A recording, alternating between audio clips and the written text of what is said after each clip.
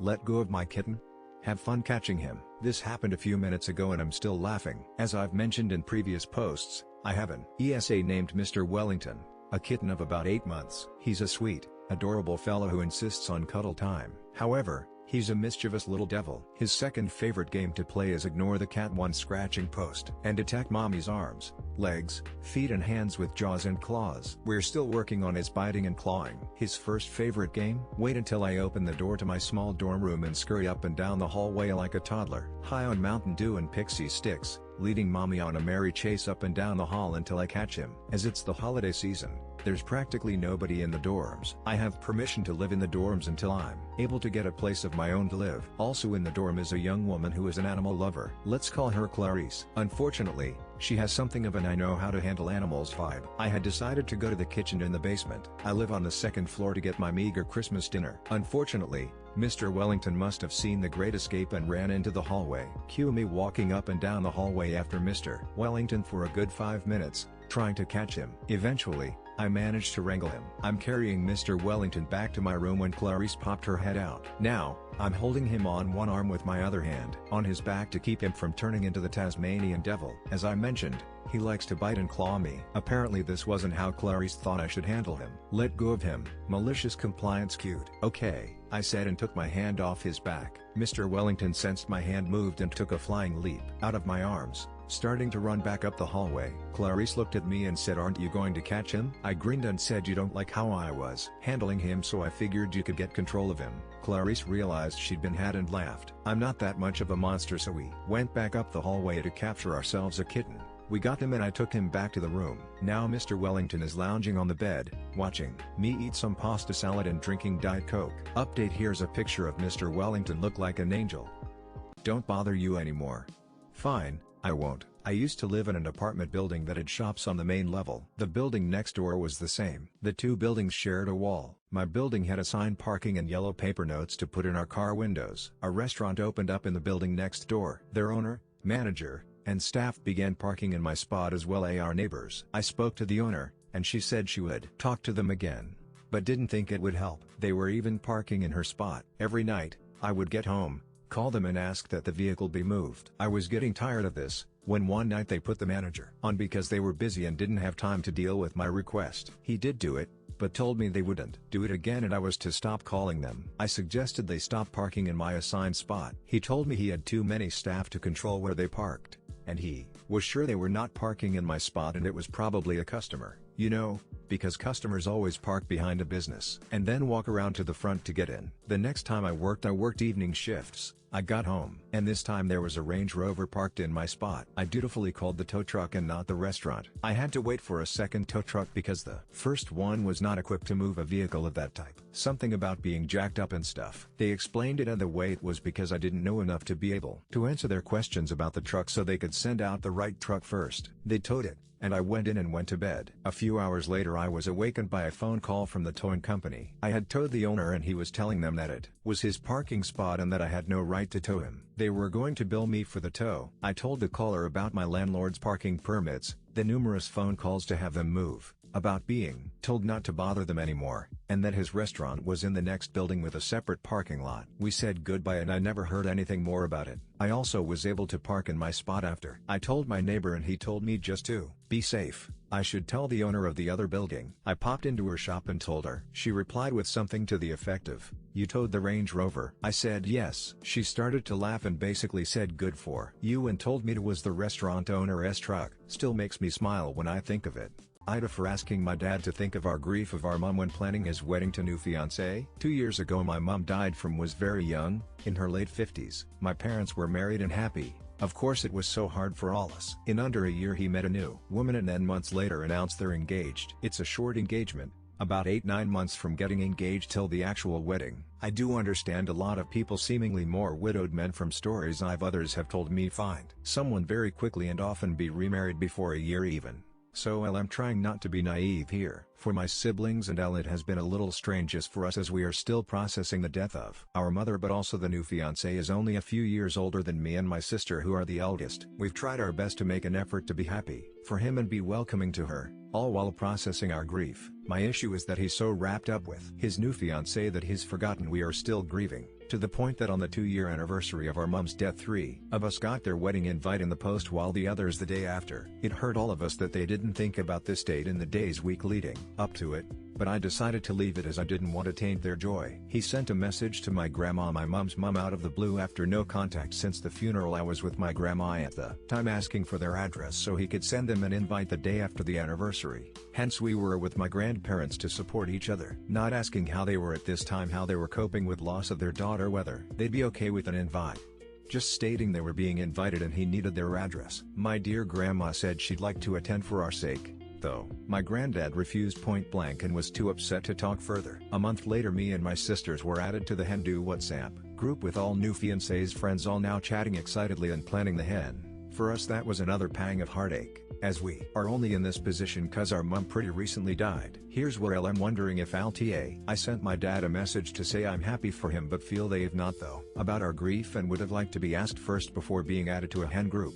But most importantly, remember certain dates, i.e., the anniversary, and not send wedding invites in the days week before this time. He replied saying, sorry I'm not being thoughtful enough. We'll make sure to check with you beforehand. Not it might have been insensitive to send his kids wedding invites just before the anniversary. I said I don't want him to run everything by me, just remember we're grieving. Then he blamed the post and said that it wasn't their fault it arrived on the day. Now I think he's avoiding me. So, AITA for putting a dampener on their wedding by highlighting our grief. A board meeting. A long time ago I worked eventually in the warehouse for a major TV manufacturer. I was aided in no way, shape, or form by a woman who, while having the same job as me, just sat and stared into the middle distance. I was young, didn't want to rock the boat, so I just got on with it. Early on a manager stopped me to ask something. I helped and they went away happy. I got hissed orders from her that any manager should be directed to her. Sure. So one day a major FU happened and a delivery of required boards didn't arrive and the line ground to a halt. Manager arrives desperate for a miracle and she sadly shrugs and says there's nothing to be done. You've checked the logs? We don't have any of these board in stock at all. Now she didn't know squat and only had a cursory look at the bay logs and confirmed that there were no boards of that type. Manager stomps away frustrated. Higher up manager comes an hour later and asks me,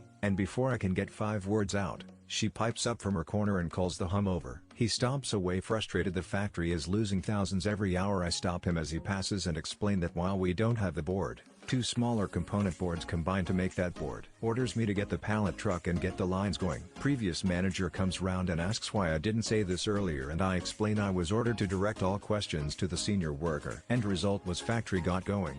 Hundreds of thousands of pounds were saved. I got a £10 million gift card, and she got the boot as they finally noticed she did sweet FA. X200B.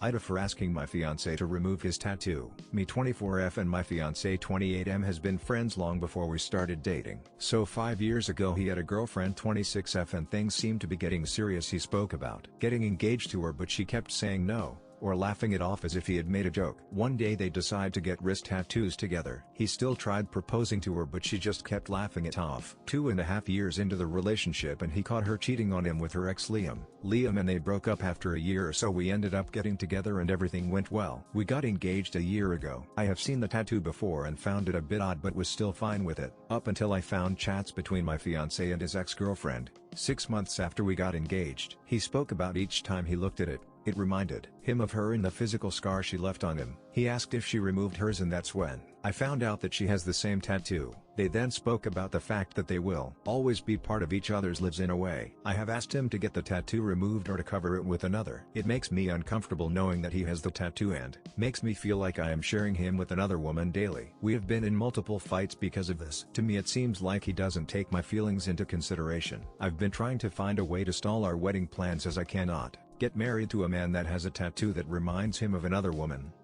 AITA for bragging about my daughter. My daughter 16F is very smart and doesn't treat that lightly. She pushed herself as far as she can go. She's in all the AP classes her school offer. She take 3 elective social studies, economics and computer science and 1 self-study elective law. My husband is a lawyer so he helps her. She take 2 seconds languages outside of the mandatory English 1. English is a second language in my country. She takes Italian and Russian. Obviously I'm very proud of her for doing all of this and I talk about it a lot. This has never been a problem until recently at a family dinner. I was telling my mom about my daughter recent 100 in AP Math when my sister snapped at me to shut up about my daughter already and that she's not that special. I was shocked because my sister was always one of my daughter's biggest supporter. I don't remember her saying one bad thing about my daughter before this. My mom tried to calm my sister down but her face was red, which was a big tell about how mad she was. She scolded me for bragging about my daughter accomplishments when I know how her daughter was just kicked out her words from AP Math for a few too many bad grades. I didn't know about it.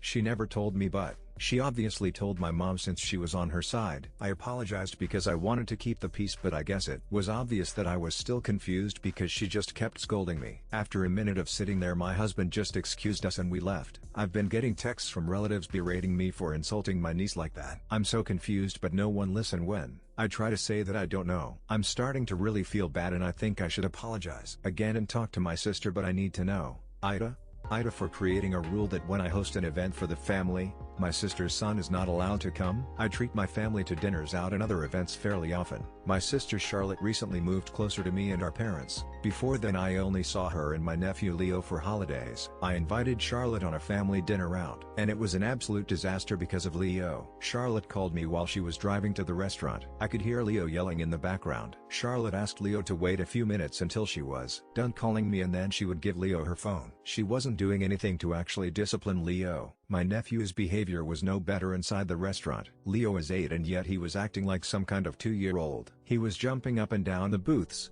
yelling to get Charlotte's attention. He threw bread at another patron's service dog. My dad took away the bread after Leo ignored the first warning and Leo threw a tantrum. People were staring at us and I would have been too. Leo's behavior was completely unacceptable. While all of this was happening, Charlotte just said things like, "Oh, Leo, you can play on my phone," and wasn't doing anything to actually discipline my nephew. While we were outside leaving and Leo was with his grandparents out of earshot, I told Charlotte that this could never happen again. I told Charlotte that she needs to get Leo under control, and until she does, he is not welcome at any events in public that I host for the family. Charlotte said I was a horrible person for excluding a child, and to think about how I would have felt as an 8-year-old to know I wasn't welcome at family gatherings. If Charlotte doesn't want to hurt Leo's feelings, then she cannot mention the family events I host or actually do something to discipline Leo. Our parents understandably asked to not get involved in our disagreement. Friends are divided because some are saying Leo shouldn't even be in restaurants until Charlotte gets him under control, and others claim what I described Leo doing was normal kid behavior. AITA, don't tell me that I have time.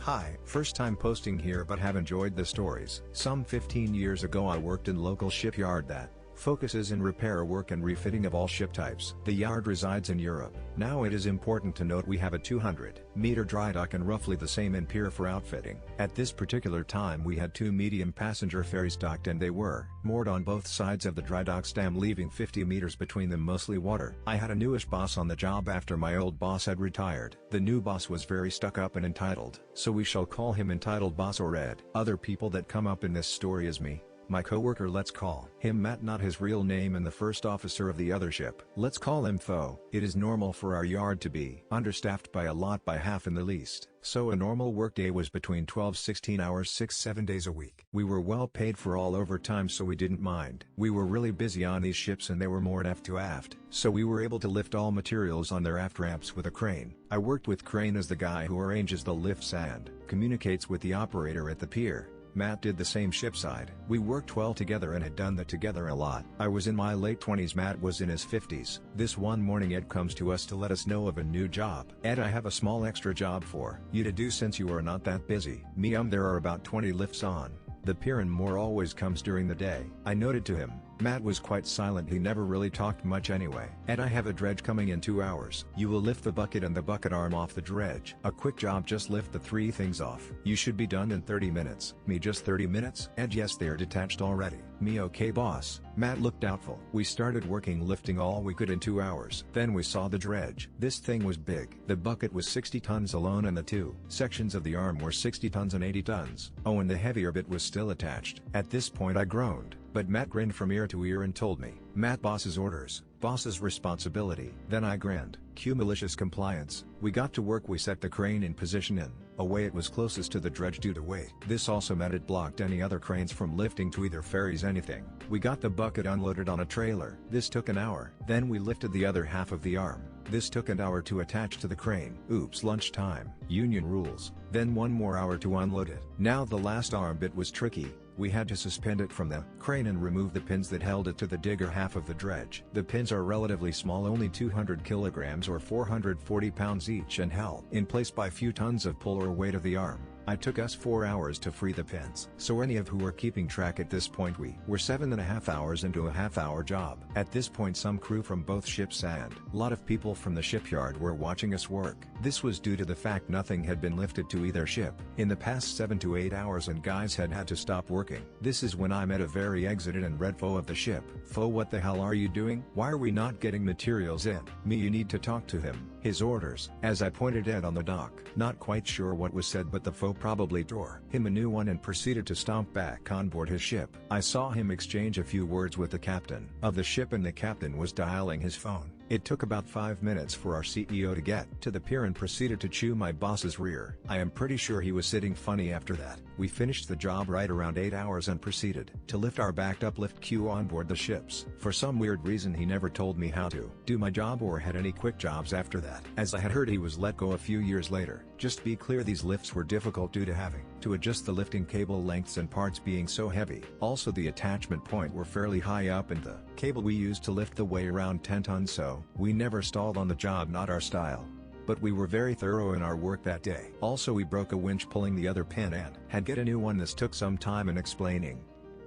AITA for giving my cousins exactly what they gave me. Hey, this is a repost. I'm gonna try to reword some of this to make it more clear that this is an AITA and not petty revenge. So, I've teenage F been close with my two cousins 23 F 26 F for as long as I can remember. Our moms are really good about keeping our families close, and they're the only cousins I ever see because family bonds are not strong on my dad's side. Recently, my two cousins have both gotten engaged and the older one is now married. Their respective fiancé and husband join our families for Christmas. Last year, when Christmas rolled around, I was super excited to shop for gifts for my cousins and their sig others. I picked out thoughtful, $25 gifts for each of them, spent my own saved money. I do not have a job because I'm not old enough for most of them yet, and hand wrapped all of their gifts. I was fine with this financial blow because I genuinely enjoy gift giving and I love my cousins and their significant others. When I opened their gift to me, I was kind of shocked. All four of them each pitched in a whopping $6.25 for a $25 Amazon gift card as my combined Christmas birthday gift from all of them. I bit back my surprise, despite being hurt that our relationship was diminished to $6.25 from each of them for my two most important holidays. They all loved each of their thoughtful gifts. Keep in mind this was the second year they spent money separate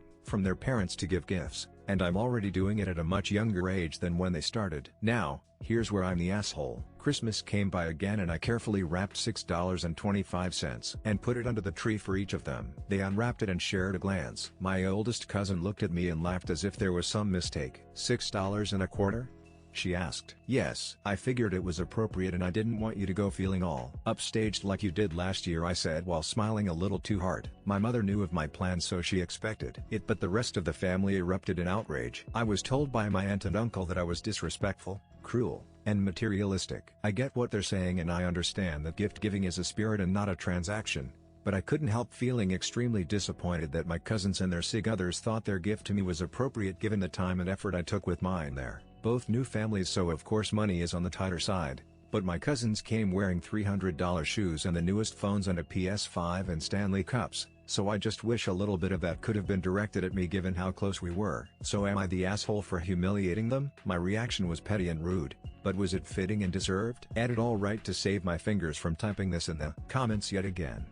They gave another $25 gift card this year in an effort to sort of patch up what happened last year, when my aunt asked, as she does every year, for my wish list. My mom sent her one with several $25 options so that I could actually open a tangible item. Me and my mom designed this wish list so that they could get me something of $25 value but put a bit of thought and effort into it. They didn't even click on the link and they gave just another $25 Amazon gift card this year. Added to it was agreed upon that about $20-30 per gift for each person was appropriate. They spent that much, just all four of them together. Part of me wonders if they all went in on that so they could just loophole the budget. Added 3. Okay, so because y'all want to know, I did ask my mom if she would maybe talk to my aunt and have her talk to everyone and make kind of a non-targeted announcement about gift giving and the expectations. She said she wouldn't feel comfortable doing that because she doesn't know how she would start the conversation. I've seen people say I should have been a big girl and talked to them myself. But ask yourself how you would feel if a 15-year-old asked your 26-year-old self to pitch in more because the gifts were so lopsided. That would not have been well received. I also did not want to have such a vulnerable conversation while I was still processing the fact that my birthday was worth a whopping $3.13. It's not all the parents' jobs, but they could have smoothed it over and they didn't, so my teenage butt did what it does best and caused a bit of a scene to get the point across. AITA for mocking my cousin Bald Patches in front of his new GF and causing her to dump him. I'm 17F, my parents and I went to a dinner at my aunt's house. I didn't want to go because my 35-year-old cousin Jared likes to make fun of my appearance. I'm tall and skinny, but dad convinced me to go. Jared was already at the dinner table and introducing his GF Melody to everyone. He surprisingly didn't make fun of me like he usually does when we first see each other. Now I was told by Jared's sister that Jared shaved all his hair off 2 years ago, because he was getting bald patches and was embarrassed about them. So anyway, during dinner, Jared finally turned his attention to me. At the time everyone was quiet and asked me loudly, "Hey op, do you think you'll ever put on some weight? You're starting to look anorexic." I just snapped and said, "I don't know." "Do you think you will ever grow hair where your bald patch spots are?" He got angry and started cussing at me and I asked him if he had a spare brush for me, so I can brush my hair. He was told to leave, so him and Melody left. Melody apparently broke up with him that night. Now I'm getting the blame. AITA for not agreeing with my wife's seemingly random prohibitions for my nieces when they visit. My wife 24F and I 26 meters got into an argument because she didn't think the way I spent time with my niece was acceptable. Context: I lived with my sister since my niece 11F was born. Last year I've moved out on my own and in the same year I got married to my wife. Because of the rapid shift in life and work becoming more busy than ever, I haven't had the time or energy to make time for that part of my family. Recently I made time to invite my niece over. No plans, just for her to come over and hang out with my wife and I. After picking her up on the way home, she talked about wanting to build a snowman and a bunch of other things we thought would be fun. After getting home, my wife says that while niece and I go out to play in the snow, she'll finish some chores around the house. Before going out, niece sees my VR headset and shows interest, so I offer to let her play it before going outside. She says yes. So I start it up and she starts playing. 5 minutes pass and my wife comes into the room and asks why we aren't outside yet. I tell her that niece wanted to play VR first, so I let her. Wife gets upset, saying video games isn't quality time. I respond with, "We're spending time together and niece is having fun, so why does it matter?" Wife storms off. Soon after, niece and I do go out and make a couple of snowmen and snow angles, and after playing in the snow for 30-ish minutes, niece asks to play VR again. I say yes and she skips away to play VR in the living room. We switch back and forth trying to beat each other's score and Beat Saber and stuff like that. Fast forward, I drop niece back off at home and come back home and my wife has a list made out for me when I walk back into the door. It's a list of things that our young guests aren't allowed to do while at our house. And on the list is no playing video games amongst other seemingly arbitrary prohibitions. I say the list is not necessary, because when I bring my family or friends over, I'm going to do what we enjoy. She says that's no way to spend time with kids, doing nothing but playing video games. I like doing crafts and playing board games and other things with my siblings when they come over. Why can't you do the same? I respond, because we weren't raised on those things, so I didn't think to do those things. But if you offered to try some of that stuff when she was still here, I would have obliged. But I'm not going to accept a list of prohibitions because you don't like our version of fun. The argument escalated and I maybe sorta said some mean things like, "You're too narrow-minded and dull to accept that things other than what you like are fun." TLDR: wife imposed rules for what activities I'm not allowed to do with my nieces when they come over. I refuse to accept it because it prohibits playing video games. Am I the a-hole?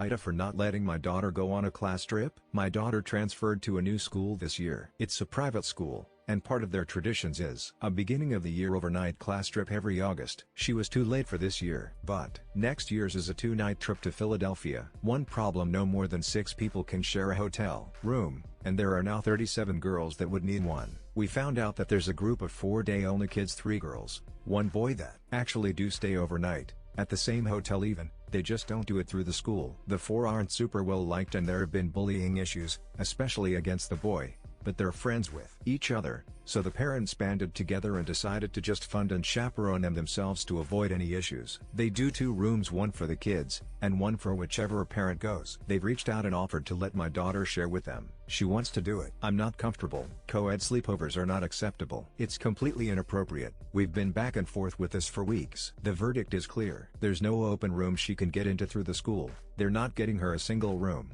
We can't afford to do anything similar to the other independent group, and we just can't accept a co-ed sleepover. Going is not an option. She's devastated and begging me to reconsider. She says it's my fault that she even had to transfer schools sophomore year and that we've had to move so much that this is the first time we're going to be somewhere for multiple years. I think we need to pass. But now my husband is starting to waffle and say that maybe we should consider making an exception because everything has been hard on her and this is a major school tradition and opportunity for her to make friends.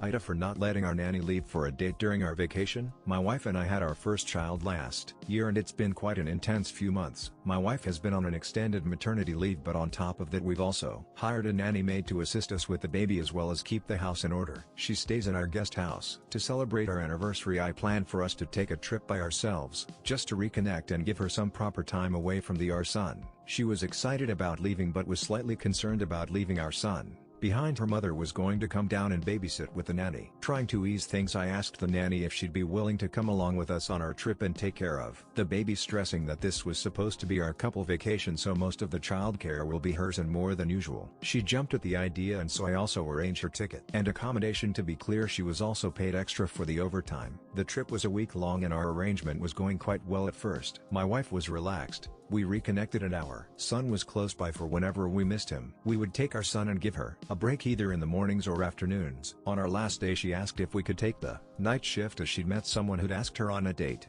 Besides that going against our arrangement, the point was to give us a break from the sleepless nights. I'd already paid and planned an intimate date on the beach with my wife for our last night. It became a bit of an issue with her trying to guilt my wife and saying we were being unfair, but by the end of it, we didn't give in and she looked after the kid. Upon returning, my wife heard her on the phone saying that she was thinking of quitting over all of this and that we were blocking her future, so here we are. Wife thinks we made a mistake. I don't disagree that it might have been asshole-ish, but ultimately it was our arrangement and she was paid extra for it. Are we the assholes?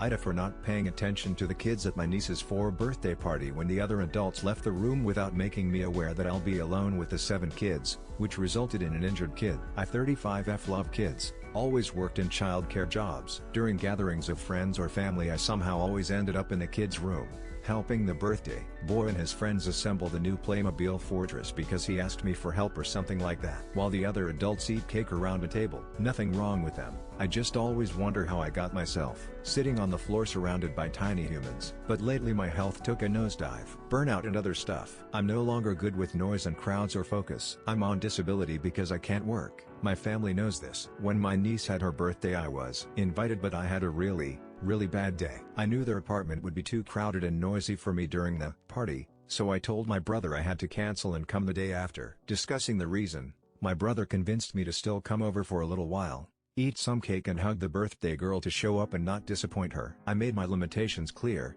that I can't help and that I might zone out. He said it'd be no problem. When I came over, I sang happy birthday with them all, gave my niece her birthday hug and gift and sat myself in the living room with them, eating cake. The kids were playing. I didn't know the guest parents. It was as overwhelming as I suspected, so I stuck to my piece of cake and zoned out a little. I don't know how much time had passed, but the next thing I knew was that there was a scream from my niece, and when I looked up, there were no more adults around. My niece had fallen down from a bar stool she had climbed and had a bloody knee, nothing more serious, luckily. When I got to her, the other adults rushed in from the balcony a room over. My niece got checked over, got a band-aid, and was already playing again 5 minutes after. But my brother asked me what happened and why I didn't prevent her from climbing. And when I told him I zoned out, he got angry and blamed me for her accident. It's a few days later now and I got several messages and calls from family. How irresponsible and asshole. Why? Because I was not paying attention to the kids. I thought it wasn't my fault, because I wasn't made aware that I was the only adult left in the room.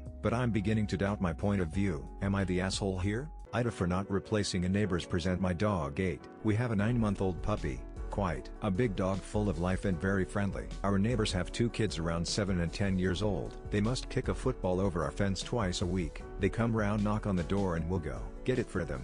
Slightly annoying but no real issue. The dog has never eaten one of the balls. The other day next door's kids come knocking saying they kicked a ball over. Both me and my wife were busy at the time, so we told them to come back a bit later to come and get it. Dog was in the garden when the ball went over. About 10 minutes pass and they knock again. We're still in the middle of something, so ask them to come back in about an hour. Cue the next knock. I have sometimes so go round the back and start looking round the garden for their ball. Kids the other side of the fence trying to tell me where it went over. I'm adamant there's no ball and tell him. That's when he tells me it might not have been a ball. It was in fact a remote control plane that he accidentally flew over the fence, which I then realize is in pieces in the bush. Now my dog ate the plane and it's in hundreds of pieces round the garden. I felt pretty bad but told him that he should have told me it was an expensive toy that went over, and I would have been more inclined to stop what I'm doing to go get it. AITA for not offering to replace the toy my dog ate. I looked it up and it was fairly expensive.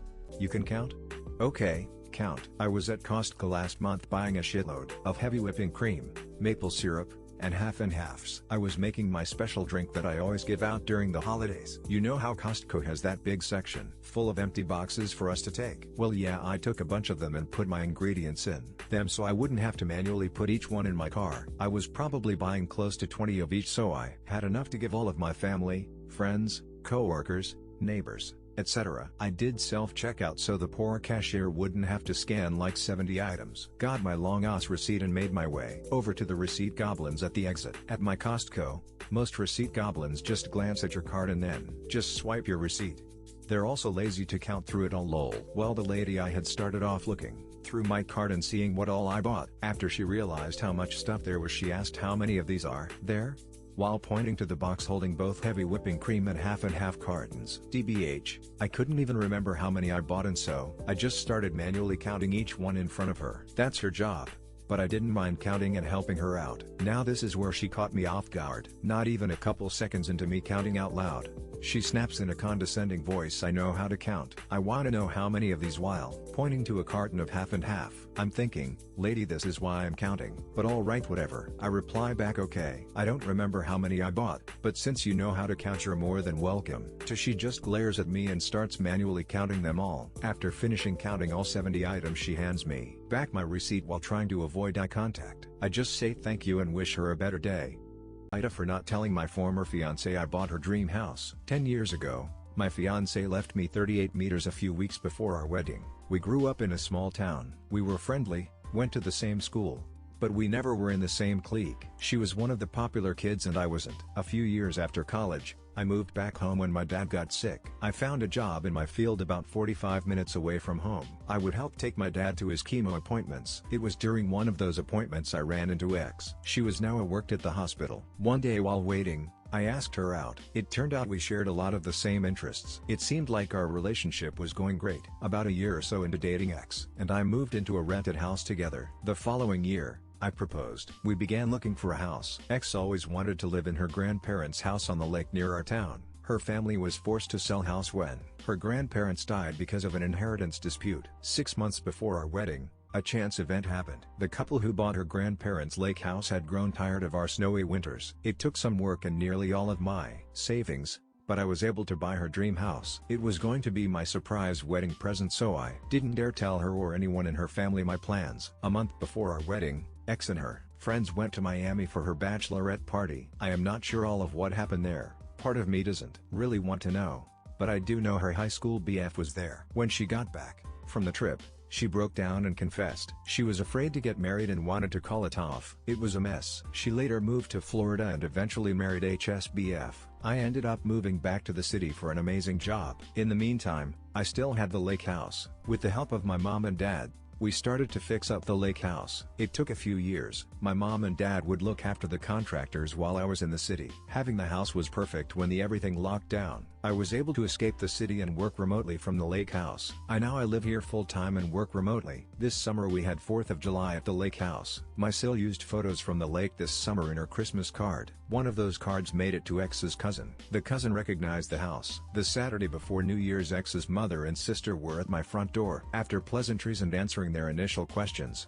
they made an offer to buy it. I refused. They were not happy. A few days I got a long text from X. This was the first time in about 9 years she has talked with me. She called me and asked for keeping this from her. Her family is blaming her for losing the house again. She then asked me sell. I still have no intention to sell. Now her and her family are complaining on social media that this is some sort of revenge. AITA for not telling my husband my brother was high at our wedding. I 26F have a brother 24M who has for the lack of a better word a lot of mental issues. I won't get into any detail, but he struggles with being around strangers, and by that I mean if he has to talk to the delivery man he will have a panic attack. The only people he's okay being around is family members he knew ever since he was a kid, including me and his fiancée 26M, but even with it, if there's more than 3 of us he'll have a panic attack. This is something my entire family is concerned about, and yes, he's getting therapy and help for this. He knows this is a problem and he's dealing with it like a champ. On to the actual story. I got married a few months ago. My family comes from the Caucasus Mountains, and even though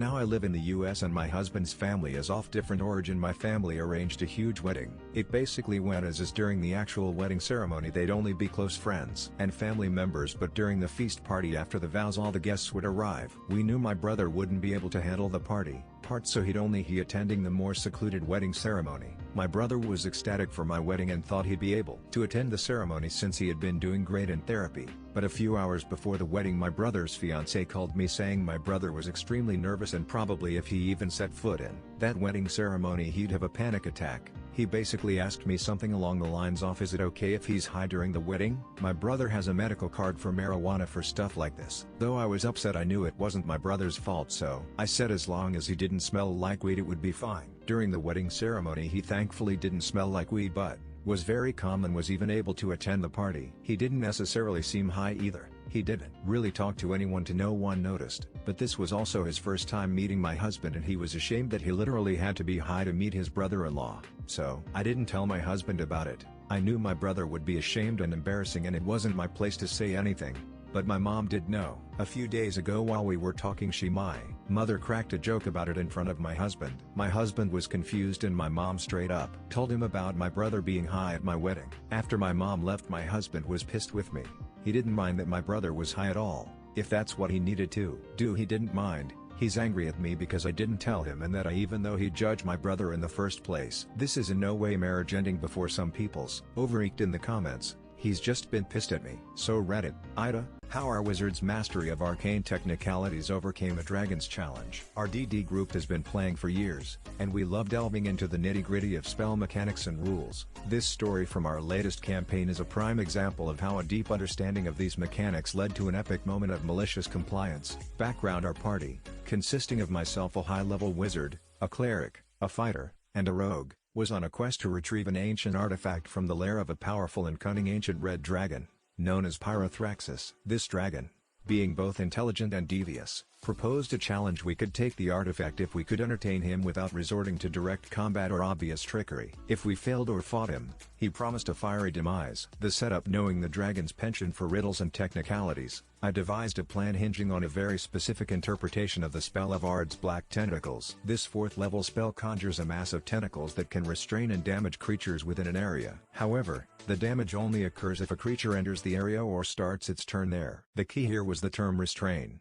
which doesn't inherently imply harm. The execution: as we entered the dragon's lair, I initiated the plan. I cast Ard's Black Tentacles to cover the area around the dragon, careful not to include the dragon in the spell's initial effect radius, thus avoiding direct aggression. The tentacles writhed menacingly but didn't harm the dragon. They formed an intricate pattern, almost like a dance, around Pyrothraxis. Simultaneously, our bard began a performance, using his bardic inspiration to enhance the visual spectacle, while our rogue used his sleight of hand skills, augmented by the bard's performance, to stealthily navigate the tentacles and retrieve the artifact. The dragon's reaction: Pyrothraxis, expecting a direct assault or a simple magical trick, was both amused and intrigued by this display. He realized too late that our actions, while aggressive, did not directly harm him or violate his conditions. The tentacles dance, combined with the bard's performance, was indeed entertaining, but not in a way he anticipated. The outcome: with the artifact secured and the challenge technically met, Pyrothraxis, bound by his word, allowed us to leave. He applauded our clever use of arcane semantics, acknowledging that we had found a loophole in his challenge. TLDR: in our DD campaign, we outsmarted an ancient red dragon by using the specific mechanics of Ard's Black Tentacles to create a non-violent, yet aggressive spectacle, entertaining the dragon while retrieving the artifact without direct combat, adhering to his challenge in the most unexpected way. AITA for not wanting my sister at my wedding since she is in a wheelchair and will take up all of the spotlight. My sister 26 has been on and off out of the hospital. I am going to call my sister Anna. Anna got cancer when she was 15 and was able to beat it. Ever since she has been having growths in any time. One appears we are worried about the cancer coming back. My issue is that she always makes these announcements that she needs to go to the doctors again at the worst times. At the beginning I thought it was just bad timing, but it has happened so many times when I hit a milestone, my graduations, my birthdays, my engagement party. Anytime she makes an announcement she needs to go back to the hospital, my whole family would flock to her. I have had my birthday dinner turn into my relatives flocking to her for the whole night. I had a dinner party to announce my wedding date for my relatives. It was going so great and it was a fun time, until Anna told mom she needs to go back to the hospital. Soon everyone forgot about the reason for the dinner party and it was quiet. My aunt even stepped in to do a pray for Anna. Another event was taken over. I went low contact with her after that. She was invited to the wedding and it is in 2 weeks. I learned today she is in on and off in a wheelchair from my mom Anna. She will need to take it just in case for the wedding. I asked if the rest of the family was informed and she told me no. I told both of them they need to inform them. They told me they don't want to worry them and won't do that. I had enough and told them you need to tell before my wedding. Again a no. I then informed them Anna is not invited. This started a huge argument about how I'm a dickhand. My point is that I am sick of her stealing the spotlight. That what will happen if she rolls in with a wheelchair. Added I'm going to do a mass blast to all my relatives, saying she is in a wheelchair and unsure if she will be able to make it to my wedding. Keep my sister in their thoughts and prayers. I'm getting ahead of this. AITA for not wanting to give my nephew a puppy after he attempted to steal one from me. I am 25F. My dog, Dove, had puppies. She's a golden lab. I promised my nephew Dion 10 he could have one of the puppies when they are ready. He was so excited. So last week, when Dion and my sister came over he asked if he could see the puppies, which I said yes. He went in to see them. Me and my sister were catching up. Then we heard Dove barking which alerted me to go check on Dion and Dove. Dion was standing the corner with his hands behind his back. We could hear the puppy muffled cries and I pulled him forward and found he had put the puppy in a plastic bag. I told him off and asked him what was he doing. He started crying and said he wanted the puppy now and that he was taking this one home. I told him no. You already know that they're too young and that they need their mother milk. Dion had a tantrum. My sister had to take him home. Dove was understandably agitated and was now wary on who comes near her pups. I had decided over a couple of days that I didn't trust Dion to have one of them. So when my sister came to visit, I told her that I didn't want to give Dion one of the pups after what he did. She got upset with me and said it was a mistake and he learned his lesson. I said he didn't even apologize. She said what for? The puppy was fine.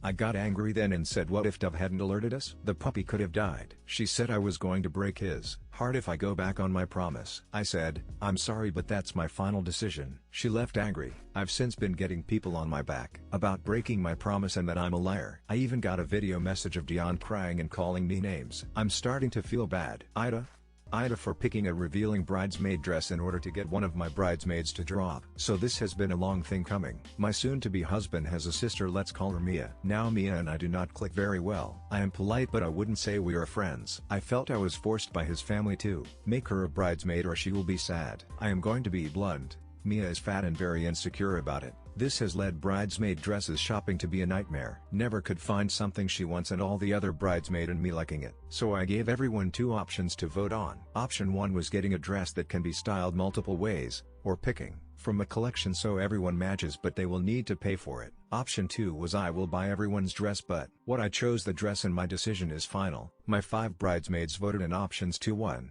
So I picked out a blue strapless dress with a mini slit. I really like it and I knew Mia would have an issue with it. I sent a picture to all the bridesmaid and confirming the right size before I ordered it. This is where it blew up. Mia was pissed I picked a revealing dress. This resulted in an argument where she thinks I am a huge jerk and I told her she can step down if she has issues with the dress. She tried to get the family on her side but everyone knows I gave them options and had watched me struggle to find something everyone wants. Added she voted for the option where I pay for the dress. I truly didn't ask her since her and Mill announced she was one of my bridesmaid at a family gathering. The only way to keep peace with the whole family was basically giving her what she wanted. I also have gone to 4 different shops to find a dress for everyone.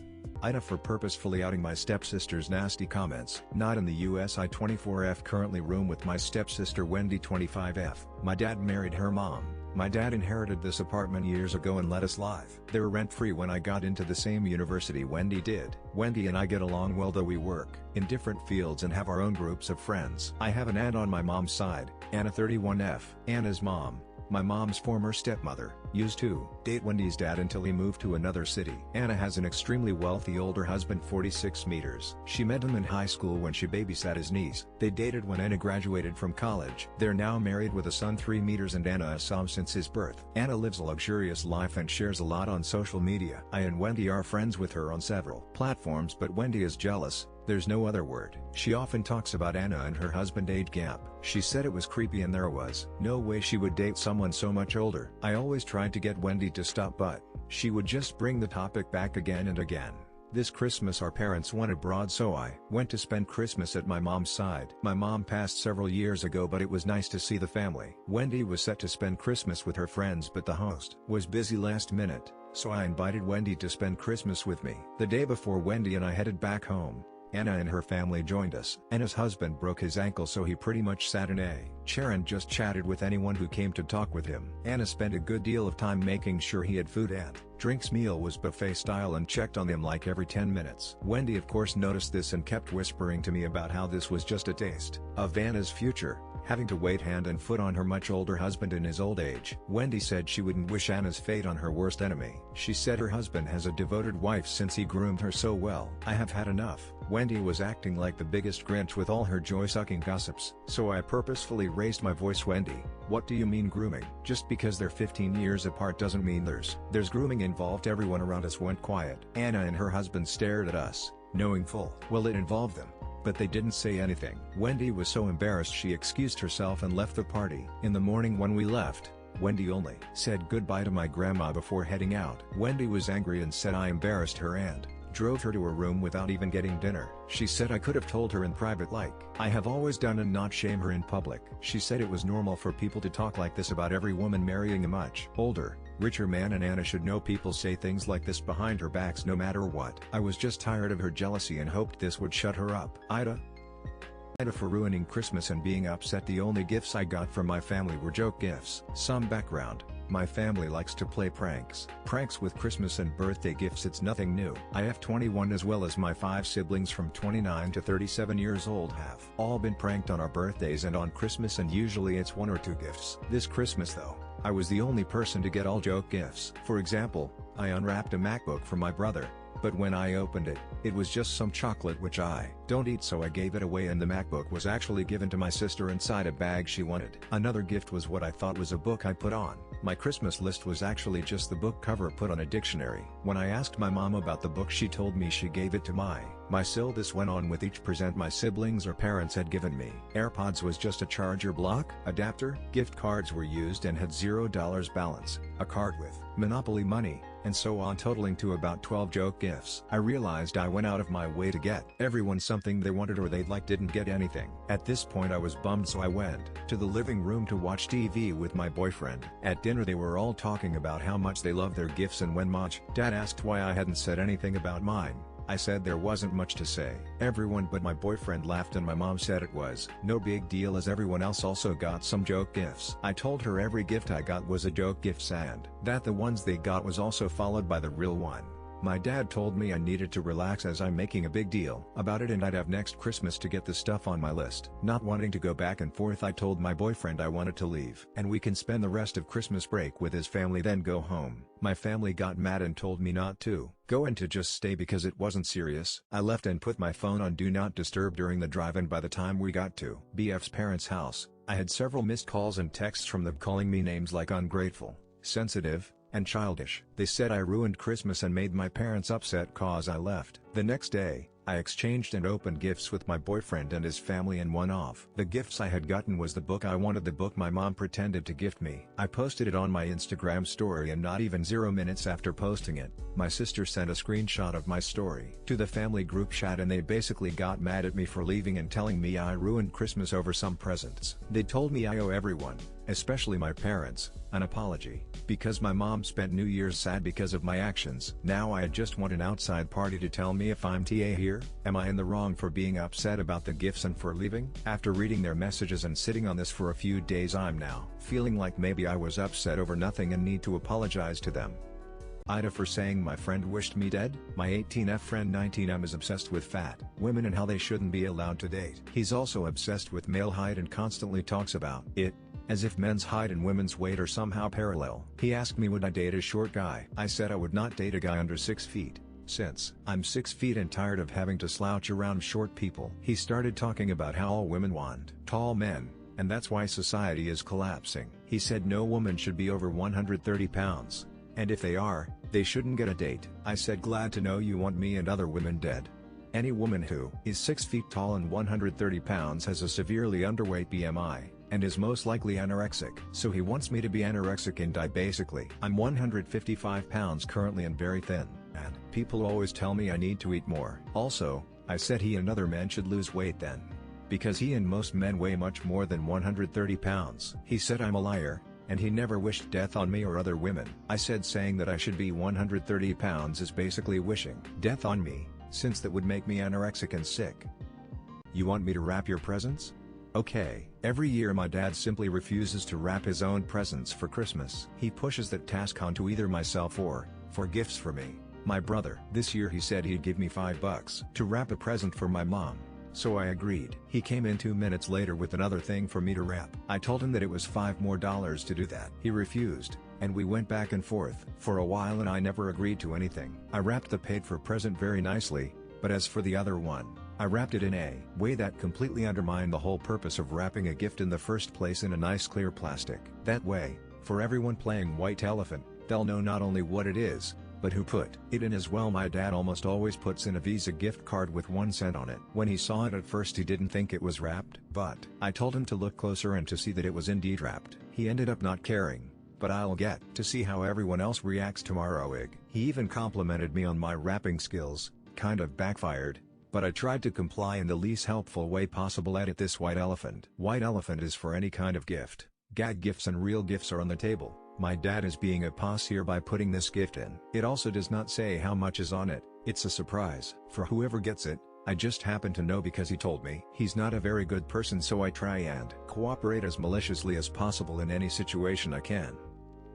AITA for still withholding all of the presents I bought for the family because of their pranks. Okay, in the past couple of years I started making good enough that I bought a house, and I still have plenty after the monthly bills. My family have all been pranksters and at times entitled, my whole life. But Christmas Eve they took the cake. I was NC with them for years, but they convinced me to reconnect after I moved closer. For gifts, I got them all good stuff, like tablets for the kids with built-in DVD players, sports memorabilia and camping stuff for my dad, brother and uncle, specific antiques, jewelry and appliances for my mom, Sil and aunt. I brought my girlfriend with me, as what little family she has are horrid. So she was delighted to spend Christmas Eve with my family. Everything was going smoothly, and I warned my family, no pranks on me or my girlfriend at all. They swore none would happen, but they could not resist. We got attacked by silly string from multiple fronts. That stuff reeks and gets everywhere. Somehow we powered through that. But then came the gifts. I wasn't expecting much, but none of them even tried. I got dollar store cooking utensils, a pair of insanely ugly holiday socks that I confirmed were also dollar store, and a pink hat. And that was just from my parents. They all kept snickering and recording me as I unwrapped random junk, one being a used mirror to a car I no longer own. And the one gift there to my girlfriend was a bottle of fart spray. I told them I'd had enough,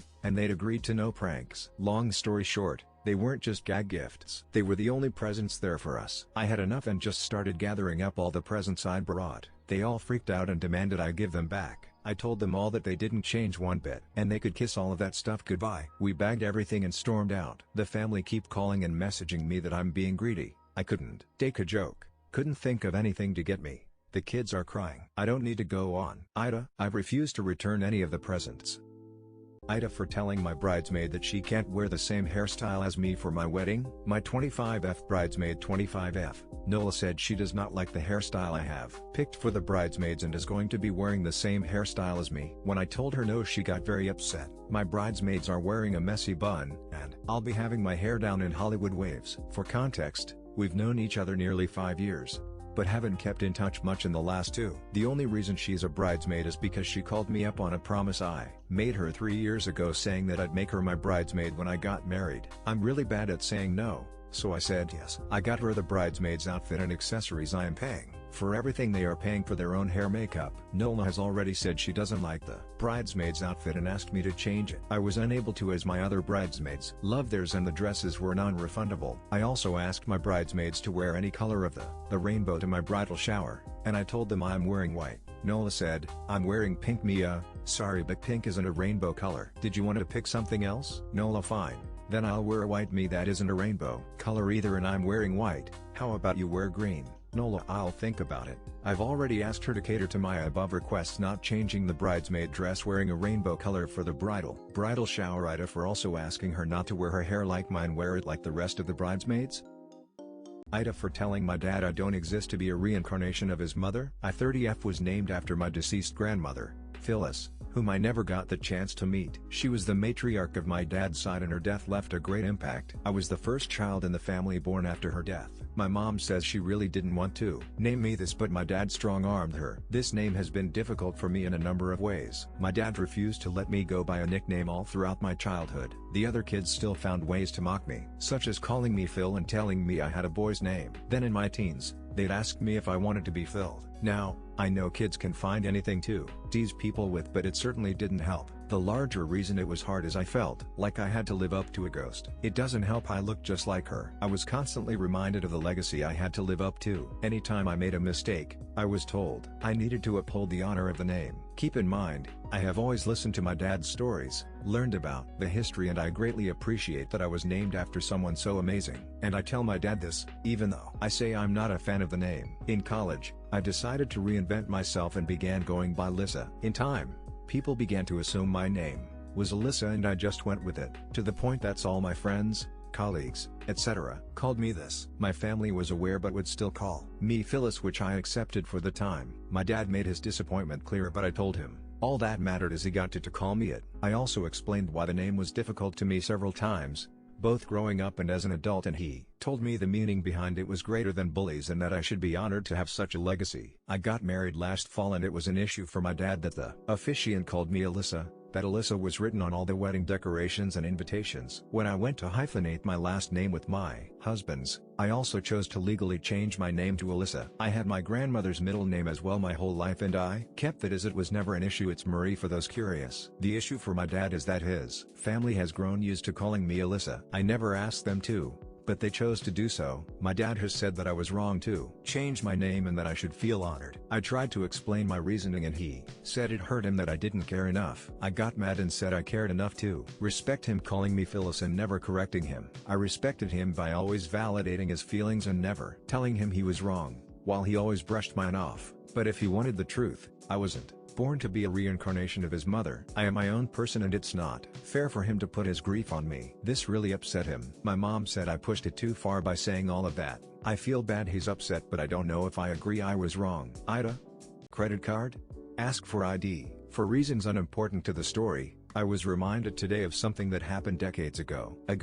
Smiley face. I worked many years for Toys R Us RIP throughout high school and college. One late December evening, a customer wanted to check out with the hot new video game console, a not small transaction. For payment he presented a credit card. Our corporate policy was to ask for ID with any card payment. He approached my checkout with what was unquestionably one of our largest sales of the day. I rang him up and requested his payment and, as required by policy and the written statement on his card identification, he immediately became belligerent and informed me that I was contractually obligated to part with valuable wares without any assurance that he was who he said he was or that I would actually receive remuneration for them. Fun fact, I looked it up later, that's true. As a condition of accepting card payments, merchants must agree to contractual language promulgated by card issuers, and in most cases that precludes sellers from requiring identification. However, neither this man nor me are parties to that contract, nor does this man have any reason to believe that his retail checkout clerk in South Carolina has any knowledge of or is paid enough to care about some contract someone in an office park in Paramus,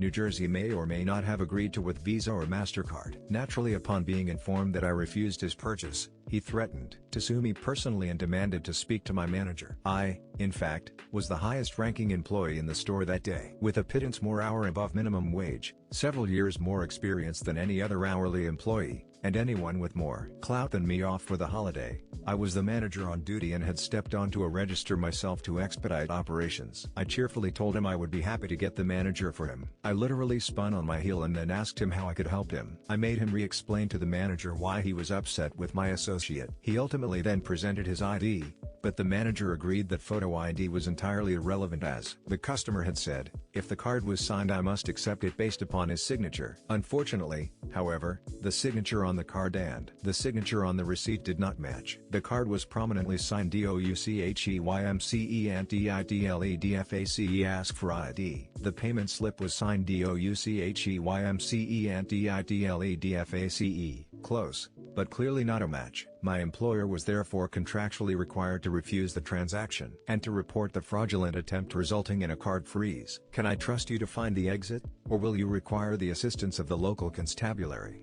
He was served a formal trespass notice, and in an abundance of caution I also called every store within 3 counties to ensure no one was duped by that clever near match.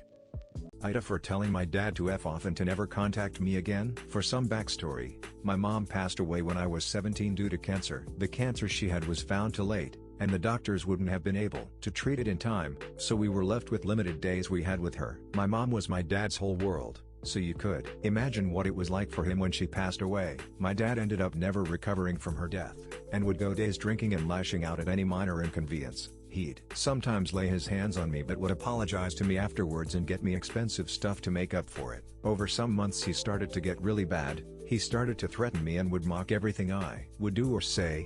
He even took my door off at one point because he just felt like it. He made me feel unsafe and unloved in my own home for months and made sure that I knew I was the one at fault for everything that went wrong in his life. I ended up going to live with my grandma afterwards because my father was gradually getting worse every day. He would threaten me constantly and I just didn't feel safe. There was one night he had to get rushed to the ER for alcohol poisoning, and that was when I knew I didn't want to be there or him to be in my life anymore. Since I was a minor, I needed someone to take care of me, so I went to my aunt on my mom's side and begged her to take me in because I didn't feel safe in my home or with my dad. I told her everything that happened and she took me in immediately. My dad didn't seem to care, and I think even at one point he told people he was glad I was gone and that maybe his life would get better now that such an unlucky person was out of his life. My life was really good with my aunt and her family. They made me feel really cherished and loved and made me feel like I belonged. I didn't really see or hear of my dad ever again. The last thing I knew about him was that he was put into therapy and that my grandma was taking care of him. I unfortunately did end up seeing him one day at my niece's birthday party.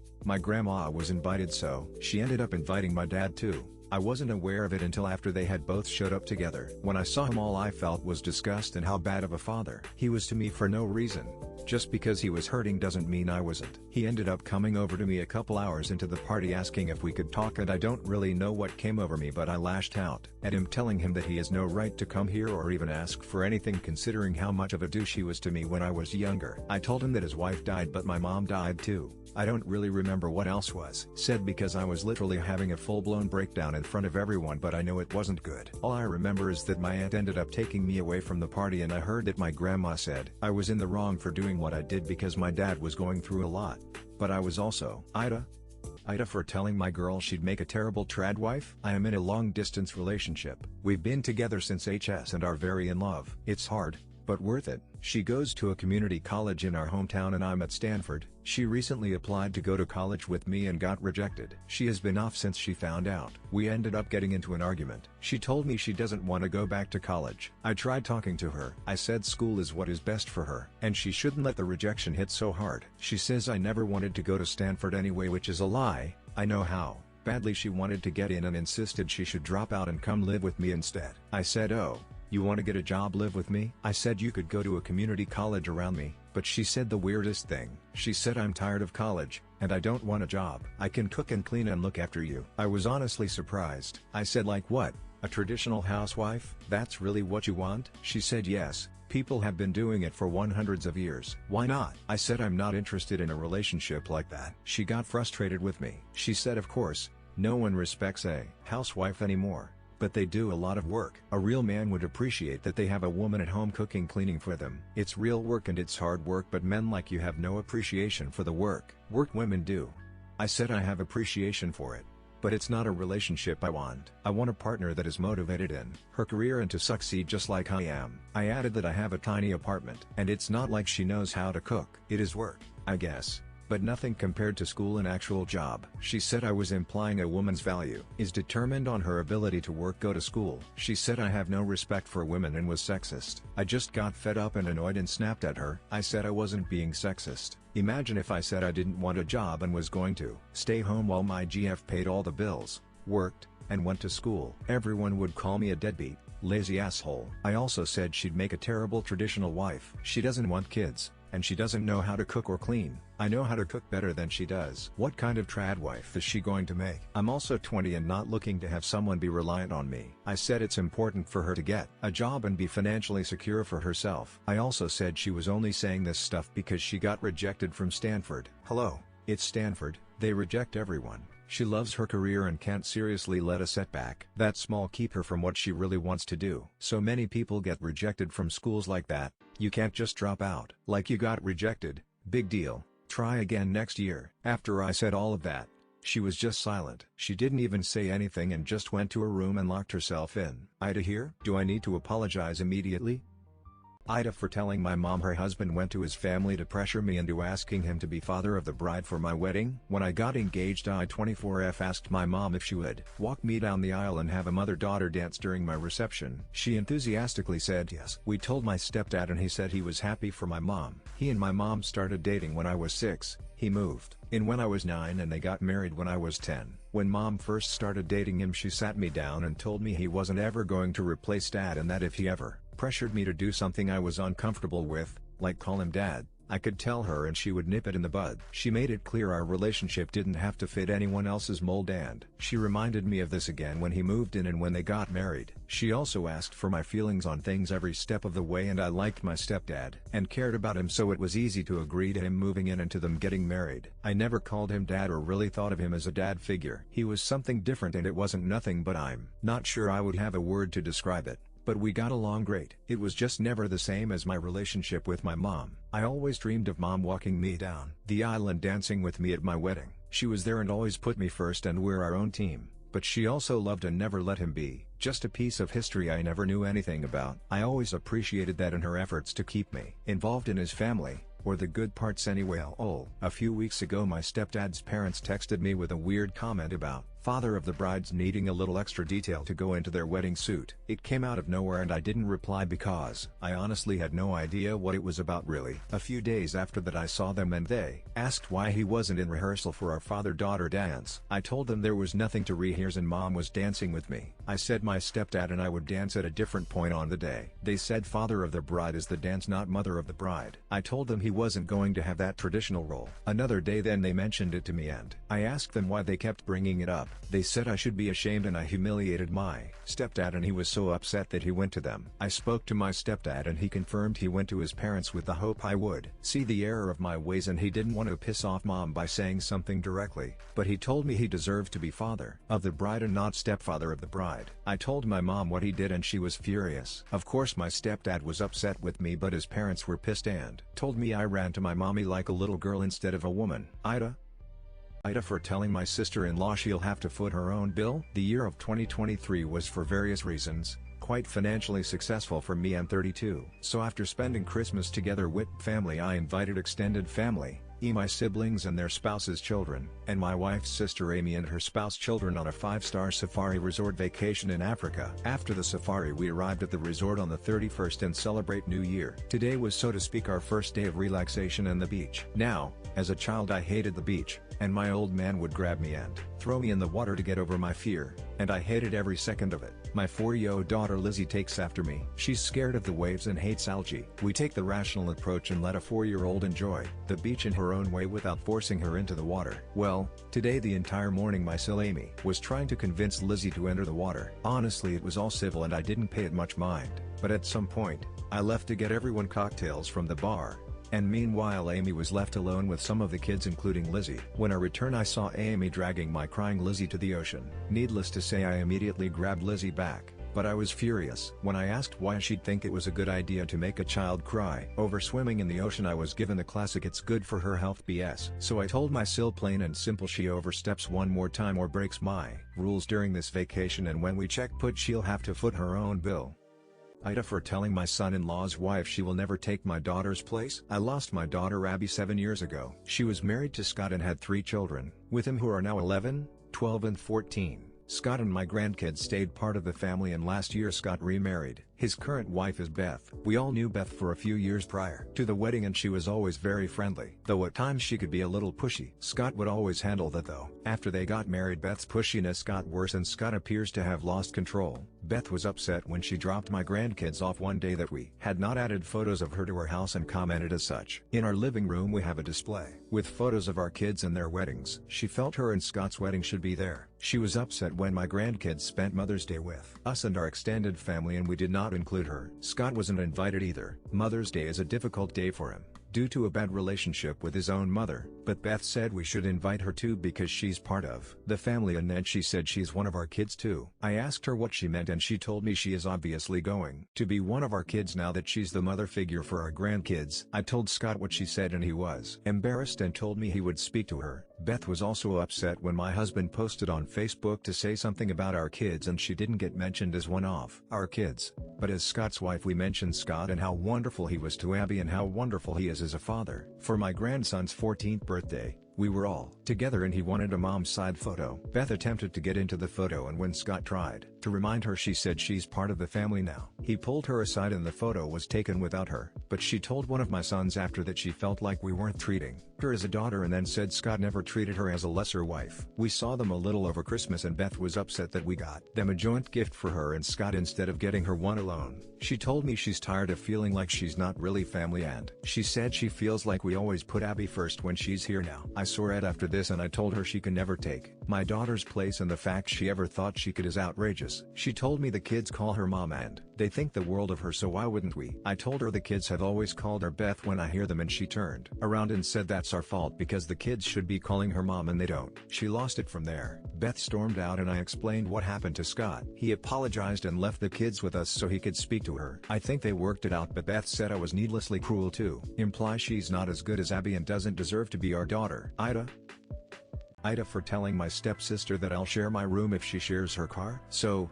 my dad has been married to my stepmom for 10 years. My stepsister and I are both 16F. Even though my dad has been married to her mom for 10 years, my stepsister and I don't really know each other. Her dad works for some big international company and she lived in Asia from when she was 3 until she was 9, then in Europe until she was 13, then lived in South America until September. Now they're in the US until the summer, then they're going back to Asia. They're staying a few minutes away from my dad and stepmom and she's been spending weekends with us. Now that she's actually here on weekends, my dad and stepmom put another bed in my room and said I have to share until they move again.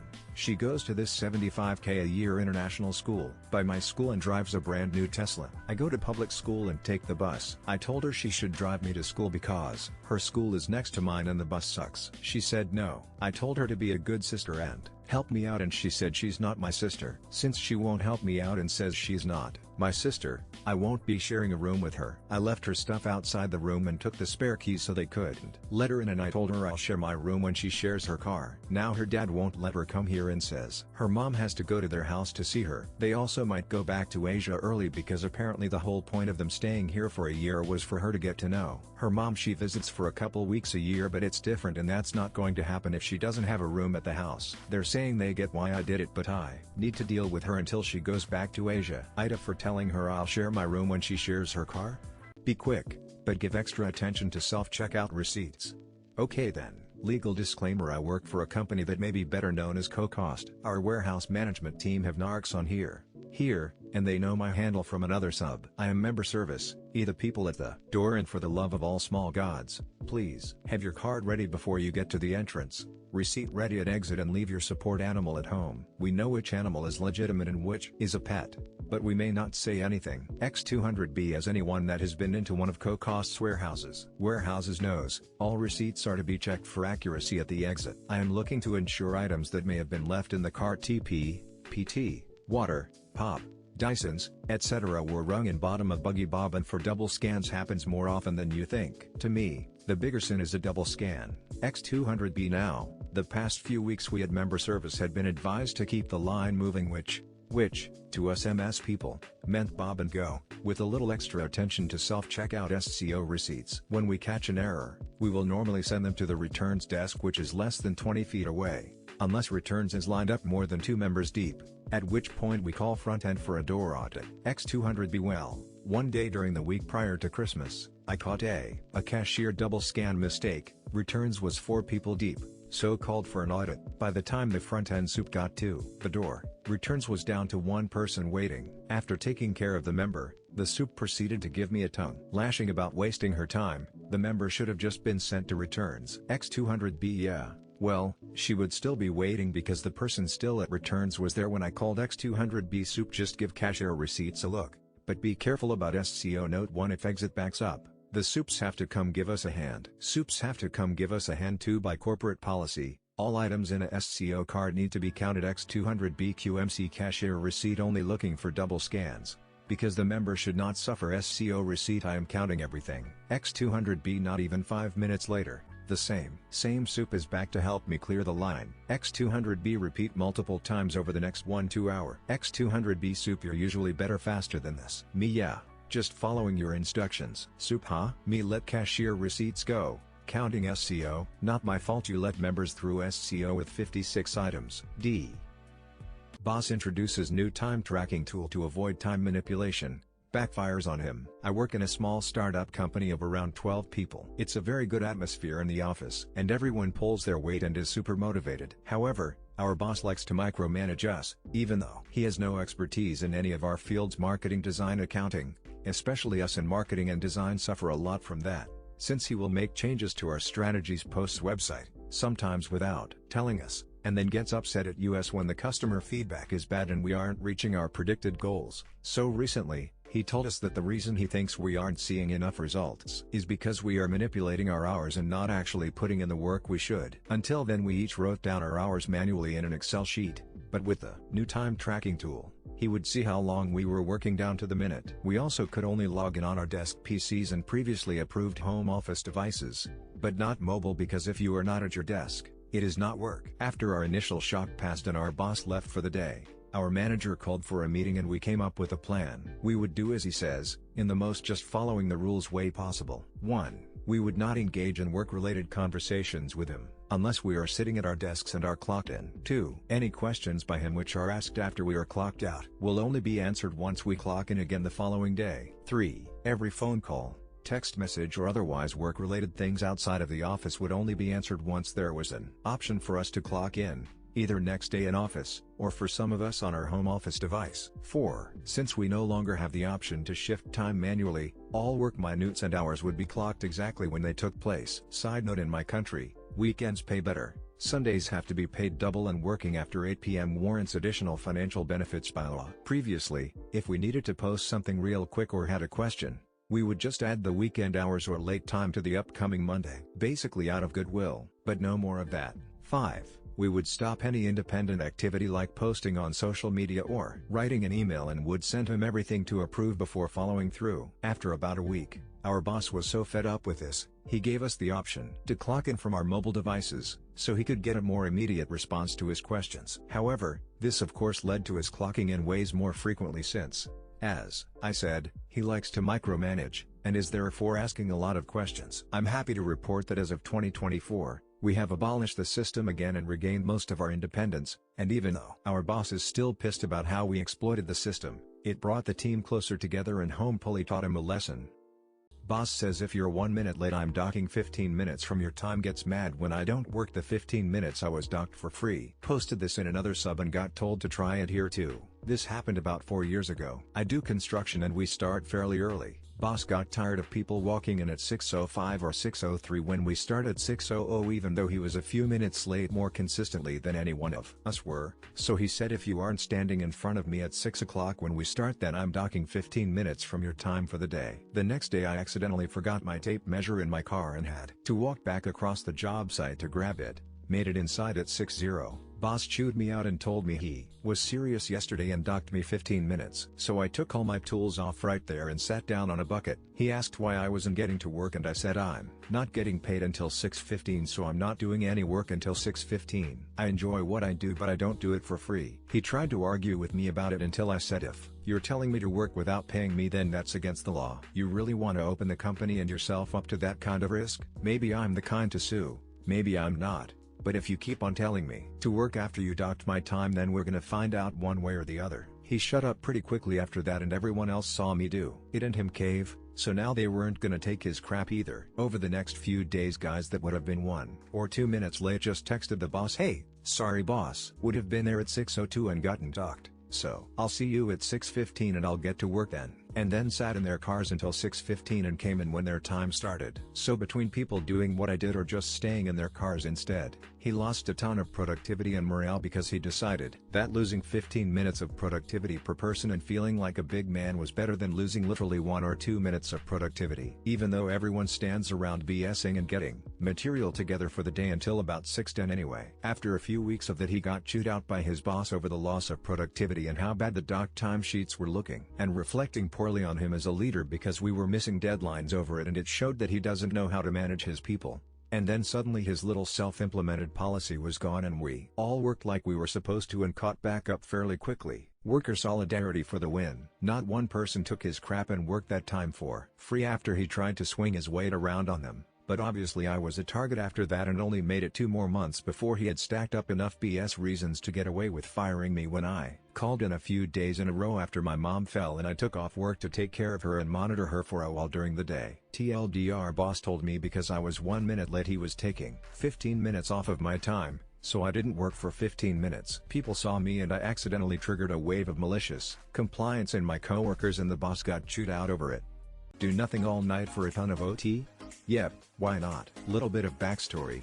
I worked at the time in an oil change place. They had recently moved managers from salaried to hourly because some managers in different cities were just lying and not going to work while getting the same check every payday. And I warned them that if anything, my pay was gonna go way up because I'm here a lot more than 40 hours a week. They were good with that. They said, well, one night I get a call at 7 p.m. 2 hours after close from one of my guys who was in the shop after hours without permission, and crashed into a bay door like a garage door. All auto shops have at least a few. He got fired. That's not the MC at all.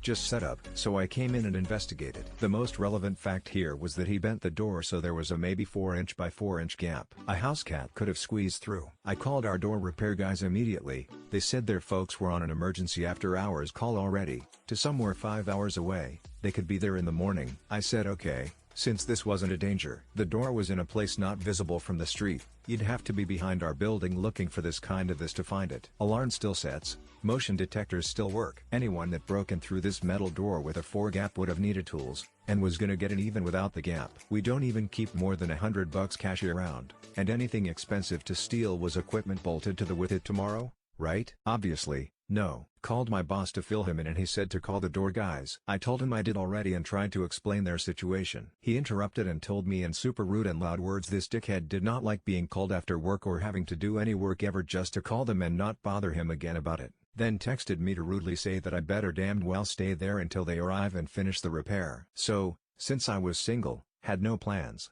and was now paid hourly, I clocked in the instant I arrived initially. I decided this sounded like easy money. Pulled up 2 comfy office chairs to make a bed couch, watched YouTube and did assorted internet scrolling, slept at normal times pretty comfortably all the way to 8 a.m. They showed up around 9 and fixed the problem pretty quickly. I was already on my regularly scheduled 8-5 shift that day, which I finished. So now let's do the math. That overnight waiting, 7 p.m. 8 a.m., 13 hours. All OT a time and a half. Then my normal shift, 9 hours. All a time and a half. So 22 hours 1.5 33 hours of pay for doing my normal shift internet scrolling and napping that was barely even an inconvenience. My boss sees it come payday and tries to give me a yelling over email for trying to rip off the company, CCing all the big bosses, HR, payroll, etc. I reply to all, explain the situation, include the text screenshot. Suddenly I'm not the one getting yelled at anymore and I got every bit of it OT pay.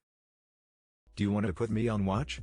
I'll request you to watch me then. My first post here. First, I would like to thank you all for the amazing environment I've been back to Reddit because of this place and reading up all the posts I can. I love that you all have a kink for justice as big as a kink for storytelling. My story begins working for a financial institution, heaps of overworking and abuse, and we were contractors from a company in Brazil. We worked 12-hour daily easily as we had to deploy stuff at midnight as it was a critical app. I was online all the time.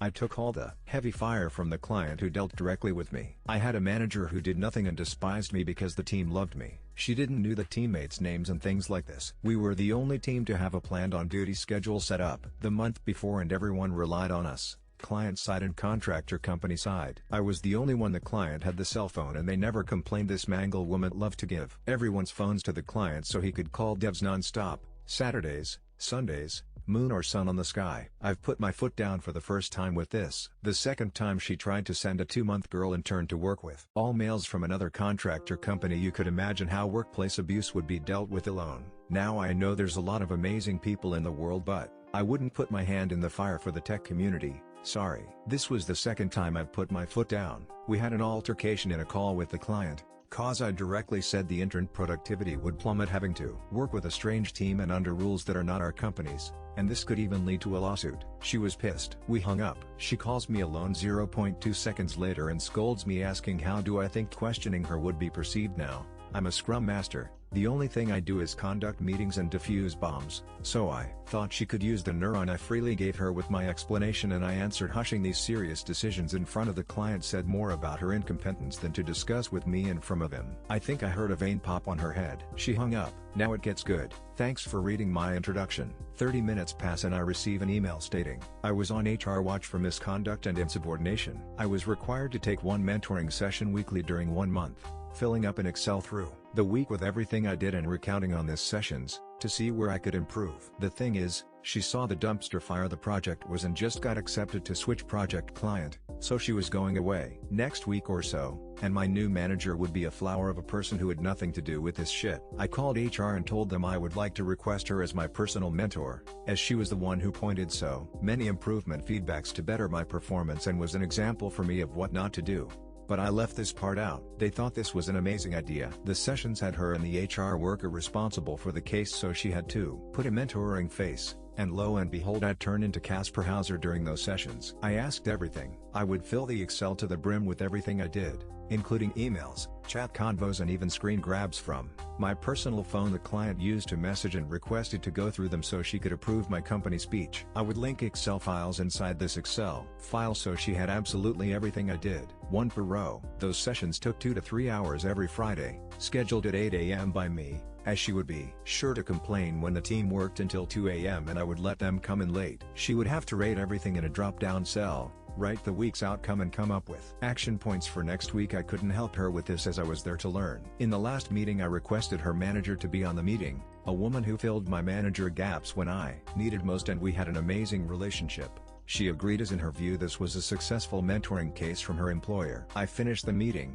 asked for 2 minutes at the end and forwarded my 2 weeks here in Brazil. It's 4 written by hand, with all the points that made me quit and receipts, including a part of the fight in front of the client I was able to record with my phone when I saw things going south. I still think about her, so this is the sad thing, but I now have an amazing job at a big tech and vouch to never be like her. Act like a jerk? Pay the stupid tax. Way back in the late 1900s, during some of my high school years, I worked at a location of the restaurant chain prophesized in Demolition Man to one day be the victor of the fast food wars, along with several other buddies from school. In those days, one could purchase a taco, in hard or soft shell form, for 79 cents. It was the same then as it is now: shell, meat, lettuce, cheese. If you wanted the supreme version, which added tomatoes and sour cream, it cost 99 cents. If you wanted to add sour cream to any menu item, it was a 25-cent upcharge. Many people would come in and order a taco with sour cream added, and generally, we would repeat it back as a taco supreme no tomatoes, knowing that ringing it up this way saved the person 5 cents. Shocking life hack most people don't know. If anyone asked, we'd explain why we rung it up that way, and most folks were cool about it. But sometimes, and sadly more frequently than one would hope for, you'd have the jerks who just couldn't comprehend things like logic. That's not what I ordered, etc. Nowadays I believe they would be called Karens, Back then we just called them CNTS. When we encountered those people, it wasn't worth my barely minimum wage time to try and explain things like economics or basic math to people way above my pay grade. So we just say, sorry about that. I'll correct it, and bring it up exactly how they ordered. Widely known as the stupid tax. Yeah, it's entirely petty and mostly insignificant when it was only 5 cents per taco, but we were teenagers working part-time at Taco Bell. What do you expect? Don't care about people calling me on your old number? I'll sort it. This was about 10 years ago. Also, English is my second language, and I'm writing this on my phone. TLDR at the end. Yada yada. I had just moved to Australia and gotten a new phone. But as it turns out, my number was someone else's old number. Every other week I'd get calls by a tradie who wanted to know why I wasn't on site, mate, or what I wanted done with building project ABC. Every time I explained at length that they got the wrong number, and quite often folks on the other end were absolute rude or thought I was taking the piss and insist I answered their questions or show up on site. Now, I was over it, so I googled my own number and did some digging and eventually found out the guy who had my number before, then his new number, and then I called him. I politely explained my dilemma, pointed out that there were 2 websites still having his old my now new number, and if he could please change this and let his contacts know about his new number and to delete the old one as it was getting quite tedious for me. By that time I had used my number for work, visa applications, and landlords and friends, and changing it would have been a huge pain. I explained all of that. Well, of course he was just as pleasant as most of his contacts and told me something along the lines of, I don't give a fuck, mate. That's not my fucking problem. Get fucked. Sort your own shot out, mate. Well, the universe provides, and so I got a great opportunity to do just that. Only a few weeks later, I received a call in the early hours of one morning by another disgruntled guy telling me he was early and demanding to know where I wanted the sand put down and how to get in. I asked what sand and was told he had a full truckload of sand as ordered and no one was on site and it was all fenced off. Very briefly did I think about launching into my explanation, but I was tired and over it, and then realized the opportunity provided. I snapped back at him with, no uncertainty, mate. It's uncertainty, mate. It's all good. Dump it all right in the driveway, front of the fence. We'll sort it out when we get there. The guy said, you sure, mate? It's a lot of sand. Me, absolutely sure, mate. Thanks a lot. I'm all right then, boss, and hangs up. Well, I go back to bed, snoozing for another hour with a big smile until my phone rings again and I see it's old mate with his new number who I had saved when I called him a few weeks ago. I pick up rather chipper, and he doesn't waste any time launching into a series of swear words and how he has no access to the site and that he has to move a literal ton of sand by hand and whether or not I told the sand guy to dump it all there. I replied, you told me to sort this out myself. This is me sorting this out. You can remove the numbers and let your contacts know or not. Totally up to you, mate. He was fuming, called me a few more choice words, promising to find me and a lot more before we ended the conversation. However, the numbers disappeared from the internet really quickly after that and I never got another call again.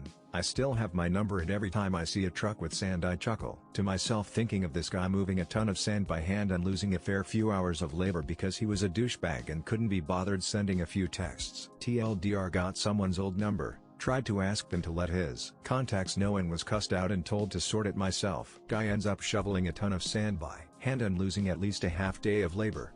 Employer only paid us on time if we faxed our timesheets. This happened about 10 years ago when I was working on the railways near London. I worked for an agency which supplied staff to the railways on a temporary basis. They were very old-fashioned, and as part of our employment contract they stated that our hand-completed timesheets had to be faxed by 7:00 p.m. on the Thursday for us to be paid on the Friday. Timesheets that were emailed even before 7:00 p.m. would result in wages not being paid until the following Friday. Obviously they chose the most inconvenient way, as it was 2014 and nobody had a fax machine, so that they were able to legally retain our wages in their account for an extra week. But my printer at home had a fax machine built in that I never used, winking face. So after my first week, I plugged in my printer to the phone line, faxed my timesheet to the agency and waited. The next day, I still hadn't been paid, so I phoned them and asked why I hadn't been paid, but the response was explained in a dull voice by somebody who had obviously repeated the same sentence so many times that it had lost all meaning to her. As explained in your contract, only timesheets that have been faxed to us are paid the next day. If you've emailed it, your wages will be paid the following week. But I did fax it. She gathered her thoughts for a moment before replying, oh. Okay. Which number did you fax it to? So I gave her the number I faxed it to, which was correct. Okay.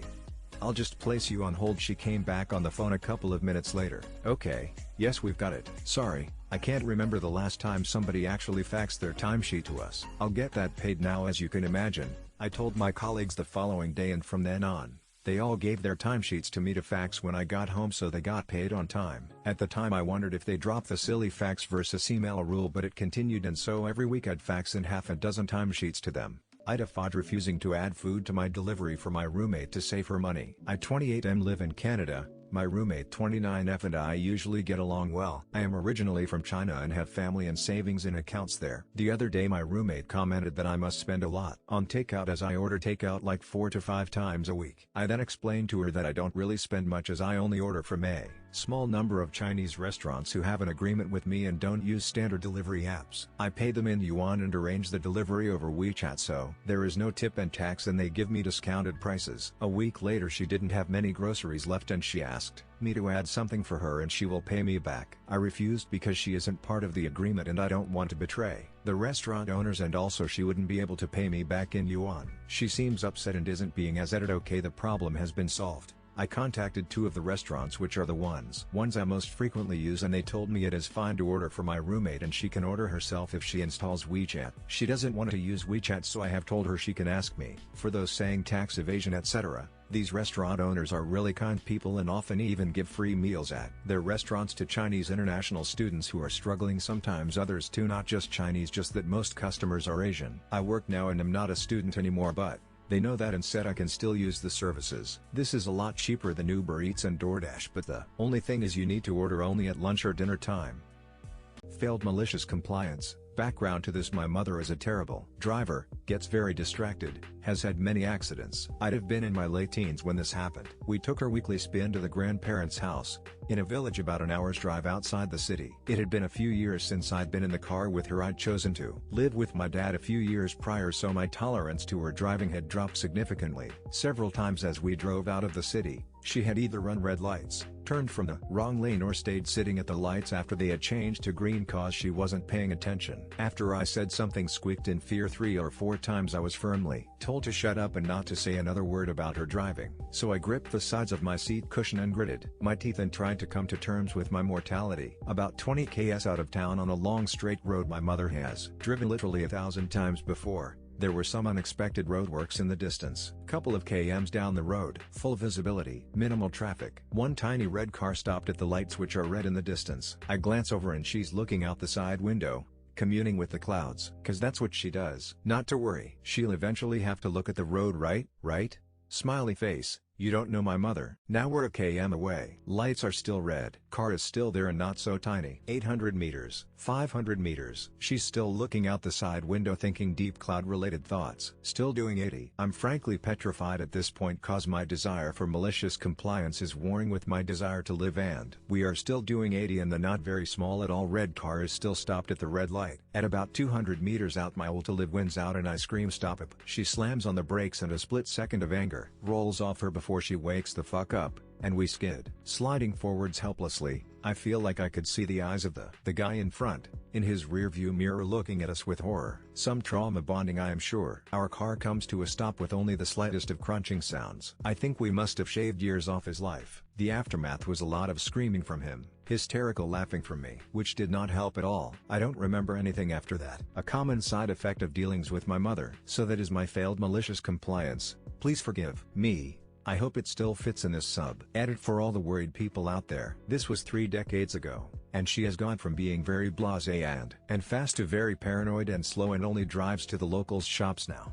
AITA for not buying snacks for my daughter's best friend at a play date. I have an 11-year-old daughter, Ellie. She has a best friend, Sophie, 12. Both of the girls have special needs and are around 6 years old mentally. Sophie's mom called me yesterday, said that they were at an indoor playground, and Sophie wanted to know if Ellie could come and play. Sophie's mom offered to put me on her punch card. She prepays for 10-20 visits at a time because it's cheaper. So it would be free for me, so I got Ellie in the car and we met them at the playground. After about an hour of playing, the girls started to get hungry. I packed a snack for Ellie, but Sophie's mom didn't have any snacks on her. I told her they sell snacks in the front, but she claimed that she didn't have any money on her and asked me to buy Sophie some goldfish. I said sure, Venmo me and I'll grab some. I said no, I took care of my kid and it's not my job to take care of hers too. She says she paid for my kid to get in so I could cover the $2 for the goldfish. I told her if she wanted me to bring snacks she should have told me when she invited me, but I won't be wasting $2 for a 50-cent bag of goldfish because she was unprepared. She went up to the front and I don't know if she lied about not having money, but she came back with goldfish and fruit snacks. Now she's being petty by asking me to pay her back for all of the times we've used their memberships and guest passes, so we're not getting along. I'm going to have to see her at school drop-off pickup,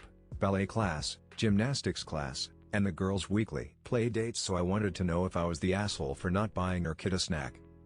Flights disruptions compliance. There has been a heavy snowfall in southern Germany this weekend and all flights have been cancelled for days. It has been impossible to contact the customer service for some time. Many people have been stranded in Munich. I am one of those people. I was supposed to go to Hamburg to visit someone for the weekend. Since there is no way in or out of Munich, trains are also stopped. I was just trying to enjoy the weekend here while waiting for my flight back on Monday evening. However, my flight back was from Hamburg to Munich, then connecting to my city. This of course would mean they would expect me to board in Hamburg, otherwise my ticket wouldn't be valid in Munich. I thus decide to try calling the customer service to ask to board in Munich only. At the 24th call of the day, having had only one answer previously telling me they cannot do anything on the phone and I have to go to the airport, which was impossible to reach except with a €200 Uber ride, I managed to get someone on the line and I explained my issue. You see, I am happy to just cancel the Hamburg to Munich leg and keep the ticket from Munich to my city only. Agent: okay, let's check this. Can I put you briefly on hold? I agree. I am put on hold for another 5 minutes, then the agent comes back on the line. Agent: okay, great. Since this is a change on your flight, you would need to pay for this. Me: not sure if I heard correctly, sorry. Did you just say I would need to pay for it? Agent: yes, we cannot make a change on flight departure airport without a fee. Me: flabbergasted. Oh. Okay then, since that's the case, I will keep my original flight instead. However, I haven't reached my destination yet, so instead you can get me on a rebooked flight to Hamburg today so I can take the flight back from Hamburg tomorrow. Agent is silent on the line for a few seconds. Me: there are no flights to Hamburg, right? Agent: me: ah, exactly. So you see the issue? Another brief silence from the agent. Then I'm asked to be put on hold again. When they come back, a note has been added to my request that the ticket was issued without payment, and I am supposed to leave directly from Munich tomorrow. Please send your good vibes for the flight to actually be scheduled tomorrow. Update: although this battle was won by me in my opinion, I am sorry to say I lost the war. My flight was cancelled twice since then, and at a certain point I gave up. Instead, I have decided to purchase a ticket for a 12-hour bus ride to my destination, after ensuring the buses were indeed leaving the city. So the good news is that I have finally left Munich and I am traveling back home. Thank you all for your wishes and your support. Update 2: I have arrived back home. I actually went directly to the office, because I was missing my sweetheart co-workers too much. I also haven't done much work for the day so far, because everyone wanted me to recount my odyssey. I am getting a little too excited about that. I think the additional popularity might get to my head. Jokes aside, I'll be asking for reimbursement for the flights and hotel stay as soon as possible, but for the moment I'm just glad to be here. Thanks again everyone for your support. You have all been so nice. Grandmother's mostly harmless Christmas MC. Hi all, hopefully you'll get as good a chuckle out of this story as my family did. It was definitely malicious compliance in a good-natured way. My grandmother, 93, has always been super fun and active. She played softball in an organized league until her late 60s, broke her elbow in her 70s while going for a backhand on the tennis court, and was always game for playing catch or throwing a frisbee around the yard when we were growing up. My grandfather, her husband, died about 30 years ago, and he was really big into woodworking. Graham still has his woodworking shop fully set up in the basement of her house. This will be important later. A few years ago, Graham needed to have back surgery. Once this was done and she was back home, her kids sat her down and specifically laid out a few safety rules, including one about no getting on ladders because of the risk of re-injury in case of a fall, no climbing on a ladder to change the light bulbs in the hallway fixture, no using the pull-down ladder into the attic to get the holiday decorations, no using the ladder outside to clean the gutters, something she legit did up until that point. If you need help with these chores, one of the kids or grandkids can come do it. Fast forward to the end of that year, and Graham is preparing her Christmas decorations. She's got an 8-foot-tall artificial tree that she's had for several years. However, it's now too tall for her to reach the top of without explicitly breaking the rule about ladders. As you may know, these types of trees typically come in 3 sections that you slide together to assemble base, middle, and top, each with a number of rows of branches. She could absolutely afford to just buy a new, shorter tree, but instead decided to take a different tack. Bristling a bit at the no ladders rule, Graham takes the bottom heaviest and widest section of the Christmas tree, drags it down the steep steps to the basement, and runs it through Grandpa's old table saw to cut the pole and eliminate the bottom 2 rows of branches. Voila! A tree short enough to perfectly comply with the no ladders edict. My mom and aunts and uncles were basically speechless. Yep, didn't think to specifically forbid that one. So you've got us there. And everyone who was around just had to laugh and join in decorating the comically shortened tree. And yes, she still has it, and yes, it looks totally absurd. TLD, our grandmother follows the exact letter of the law about no longer climbing on ladders by lugging a heavy Christmas tree to the basement and back and using dangerous power tools to make it shorter. No one can chastise her too much because they didn't think to tell her specifically not to do that exact thing. HOA tried to punish us, told us to stop them if we can. Malicious compliance cost them 16 of the annual HOA income, and the cameras are still installed today. This happened several years ago, and is a multi-year long story. I'll keep it as succinct as possible. We installed cameras in front of our home that were looking at our vehicles. Part of the camera angles did overlook parts of 2 neighbors' properties, one backyard and one side yard. The cameras were battery operated and had a function where you could gray out areas that you didn't want to film. When motion occurred in the grayed out areas, the cameras would not be activated to film. The neighbor's entire properties and several bushes on our property were grayed out. We did this when installing them. One of the neighbors was a friend and had no issues with this whatsoever. We showed her the camera angle and she said she didn't care whether or not we grayed out that area. We still left it grayed out over battery life concerns. The other neighbor's name was Karen. Not really, but we all know why I chose that name. Karen was on the HOA board and, as you can imagine, we didn't get along with Karen or the HOA board. We told Karen about the camera and showed her the grayed out areas at the same time that we told our friendly neighbor about it. It was simply an FYI conversation. We are not on friendly terms, not an asking permission conversation. She told us to take the cameras down immediately or we would regret it. About a week after we hung the camera up, we got a notice from our HOA that we were violating the bylaws. The bylaw in question? A nuisance to your neighbor's bylaw. There wasn't a specific bylaw preventing placement of cameras, so this is all they could find to try to punish us. We responded with a letter detailing how we were not violating any bylaws or laws in general and asked them to cease and desist. We all know how these stories go though. They did not cease and they did not desist. Their first response? The HOA has the right to enforce these bylaws. Try to stop us if you think you can. These types of responses were, unfortunately, quite common from this board. We entered this battle with one goal in mind: to cost them as much money and time as possible. The HOA hired a lawyer specifically to fight us. To my knowledge, this has not happened to any other residents. In the following 4 months we ended up costing the HOA over $4,000 in lawyers' fees fighting this battle. For reference, the entire HOA income was $25,000 a year. When it came time for our official HOA hearing over the matter, we had successfully postponed it thanks to an attorney friend 3 separate times. There were over 100 back and forth emails with the HOA attorney and ourselves. Each one of those emails was a 15-minute expense for the HOA, and I was happy to follow up a follow-up question with another follow-up question if it meant the HOA attorney was going to keep billing them. Did I say follow up enough times? We didn't actually want to take this battle to court, so we ended up removing the cameras the day of the hearing to prevent being fined even if the fine wouldn't hold up in court. The HOA decided in the hearing that we were guilty, surprise of violating the bylaw. They couldn't fine us as the bylaws don't allow a fine until after a hearing has been held and the cameras were already removed. In the end, the punishment was a sternly written piece of paper on the attorney's letterhead delivered via certified mail that stated that we were allowed to place a camera on our home that had the potential to invade a neighbor's privacy. Keep in mind, the letter specifically stated the camera could not be placed on our home. We left the cameras off of the home for about 4 months until the annual HOA meeting. You should have seen the look on the HOA board's faces when I asked them to explain the $4,000 line item for attorney's fees that simply stated title search as attorney fees. The board actually tried to hide the fact that they spent $4,000 trying to fight us over a couple of cameras by putting the fees in as title searches. Needless to say, that meeting did not go well for them. About half of them lost their positions on the board. The other half, including Karen, unfortunately remained on the board. About a week after the annual meeting, we installed new cameras facing the same direction as the prior cameras, only this time, we installed a post in the ground and mounted the cameras to that post. The admonishment we received after the hearing specifically stated that we were not allowed to install cameras on our home and said nothing about putting them on a post. They did send a letter to try to tell us to remove the cameras, but a sternly worded response indicating that we were prepared to fight them actually worked this time around. I guess they didn't want to spend another $4,000 fighting us. We didn't receive any follow-up responses, and the cameras on the post are still installed. To this day, over 2 years and running strong.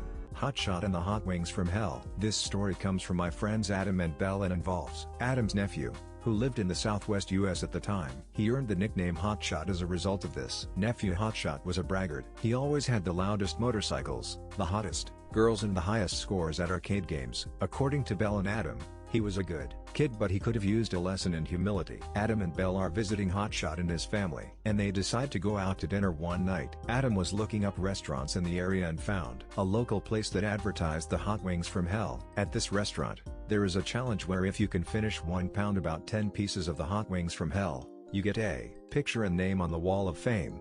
A t-shirt that says I ate the Hot Wings from Hell and survived and your meal calmed. As you can probably guess, Adam's recommendation they go. There was an invitation for Hotshot to say, oh yeah, those wings are nothing. I can eat the hot wings without breaking a sweat. Adam, figuring this was the opportunity to teach Hotshot a lesson, said, oh yeah, $50 says you can't. You're on. Hotshot said, and they shook on it. They get settled in the restaurant and the waitress comes to take their order. Chest puffed out with pride, Hotshot said, I'm here for the Hot Wings challenge. The waitress rolled her eyes and said, okay, hot wings for Mr. Hotshot. She wrote it on her pad. Just so you know, that comes with all the free milk you want. It's here that Hotshot sealed his fate. I'll have a Bud Light on tap instead, if you don't mind. May the Lord have mercy on your soul, the waitress said before shouting to the kitchen. Jackass at table 9 wants the Hot Wings from Hell with a Bud Light, no free milk. Their dinner comes with disposable gloves to prevent capsaicin burns and a waiver. At this point, word has spread that some poor soul is about to complete the Hot Wings from Hell challenge and a crowd gathers. The manager on duty is there to make sure Hotshot actually finishes the wings on his own. After saying you better have the camera ready and I wear a large, Hotshot signs the waiver, dons the gloves and takes his first few bites. See, this is nothing, he said, finishing 1 wing. Second wing come along, no problem. An important thing about capsaicin is that it sometimes takes a little bit to kick. Hotshot learned on his 3rd wing. He's sweating up a storm. Tears are rolling down his face, and he looks like a tomato had smashed into his face. Belle, Adam and the rest of the family are laughing so hard that tears are rolling down their cheeks. The other patrons are chanting eat, eat, eat, but poor Hotshot can't even continue. While all this is going on, the waitress has been preparing a tray with a pitcher and a shot glass. When she notices Hotshot struggling, she comes over with the tray, and asks ever so kindly, would you like some milk, sweetie? Hotshot, either too much in pain or too embarrassed, nodded. Because you didn't want the free milk, it's $5 a shot. He downed 2 whole pitchers of milk, with the waitress counting how many shots he downed. At the end of it all, Hotshot was out $300. This included the basket of wings, the shots of milk and what he owed Adam. Adam said it had to be the most expensive lesson in Hotshot's life. He wasn't in such a braggy mood after that.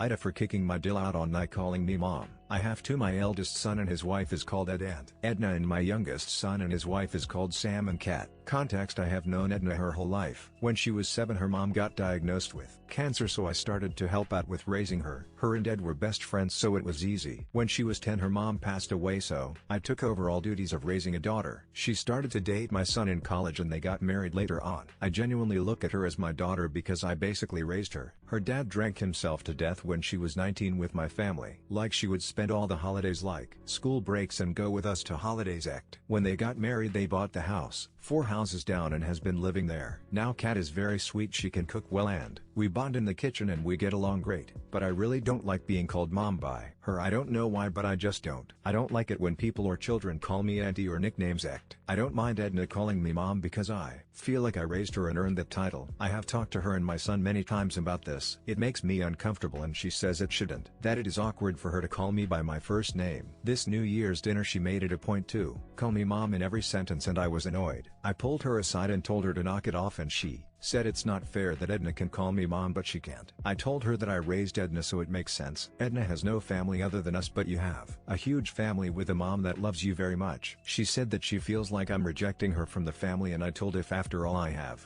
done for you and this is the thing that makes you feel isolated, then you need help to be grateful. For context, among other things, I paid half of her college loans and helped her pay for the house they live in. She said that I'm a bitch and Edna can be my favorite dill, and it's creepy that I will cite pups and not my kids because she and Sam won't ever come back. I told her to get out and be a brat somewhere else. Sam got involved and dragged Kat away. Cat lives 6 hours away and I can't drive well and they don't have guest bed for me to stay the night. I pay $25 in childcare though. And I have spa days once a month, a tradition since she was a teen. So when Cat comes we all go for a spa trip and I always pay. Sam sent me text asking me to apologize because it's such a small thing and that Cat is serious about her threat. I left him on read because I didn't think I need to apologize. Even my grandchildren call me by my name. They rarely call me grandma and they like calling me by my name. Actually Edna doesn't call my mom often. She does sometimes but she always uses my name because she knows I'm comfortable with it. If Cat called me mom one of I don't mind. It's just every single sentence that's directed to me ends or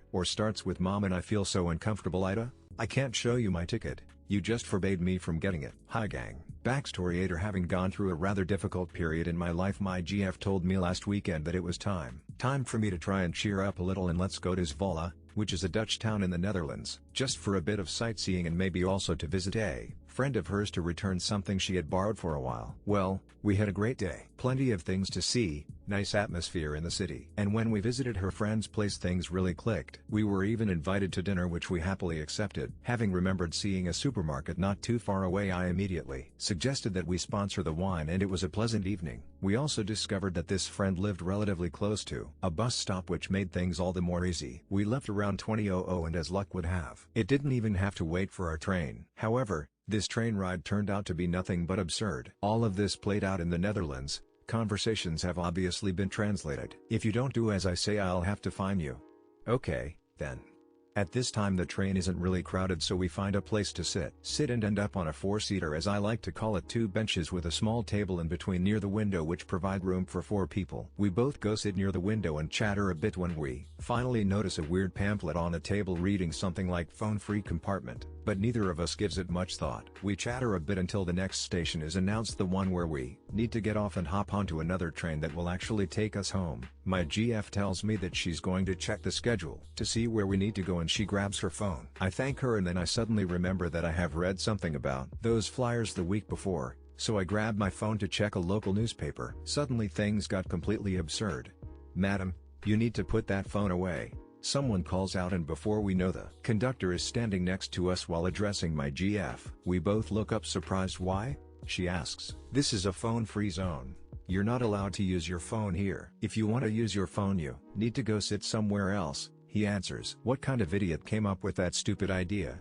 I ask him and it actually looks as if he took offense to my comment. This was thought up by 2 students who want to help improve the world. The conductor answers, "Instead of looking at your phone all the time you could be interacting with other people, which is also much healthier." I look at my GF, she looks at me, I wink and tell the conductor, "You want me to talk to her?" Everyone knows that talking to women is scary, which is almost immediately met with hard laughter behind us. My GF retorts, "Yeah, I don't want to talk to him. All I want to do is check the NS app to see what platform I need for getting my connection." "You'll have to do that somewhere else, or you could ask me." Typo.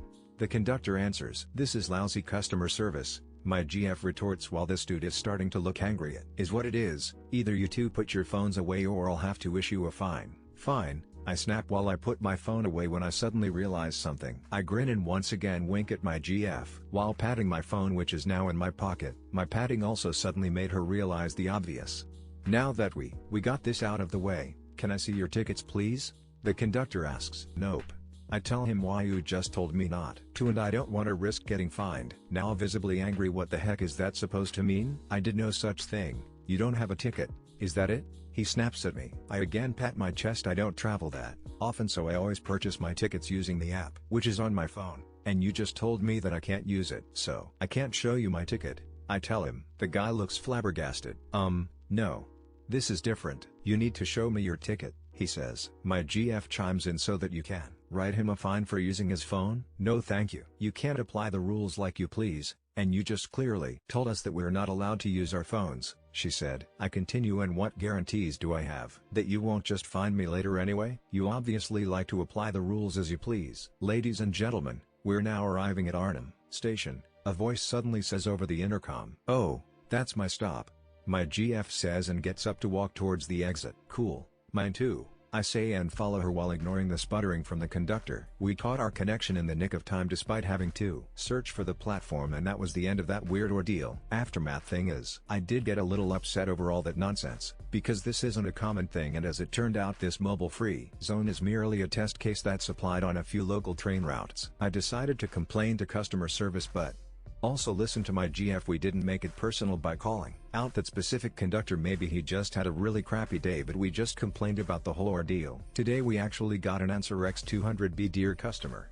we're sorry to hear that you didn't feel comfortable during your train ride, and that you considered the smartphone free zone as a decrease in customer service. That was never the intent of this test case. People are suggested not to use their phones, but this is not something we enforce because, as you mentioned yourself, people may need to check their connections or may need to consult other news regarding their trip, for which we actually encourage the use of the NS app. If someone did try to enforce this, then we'd like to hear back from you. NS customer service. X200B: We didn't respond. Now my GF says that I probably should, but I dunno, so I figured I'd dump this on Reddit instead. X200B: TLDRNS Nederlandse Spoorwegen conducted an experiment in local trains' mobile-free zones, where we accidentally ended up sitting. We ignored it also because we never really use our phones when we're together, until my GF decided to check how late our connection was leaving. Suddenly a conductor with an obvious attitude shows up, warns my GF, and ends up telling us that we have to stop using our phones, otherwise he'll give us a fine.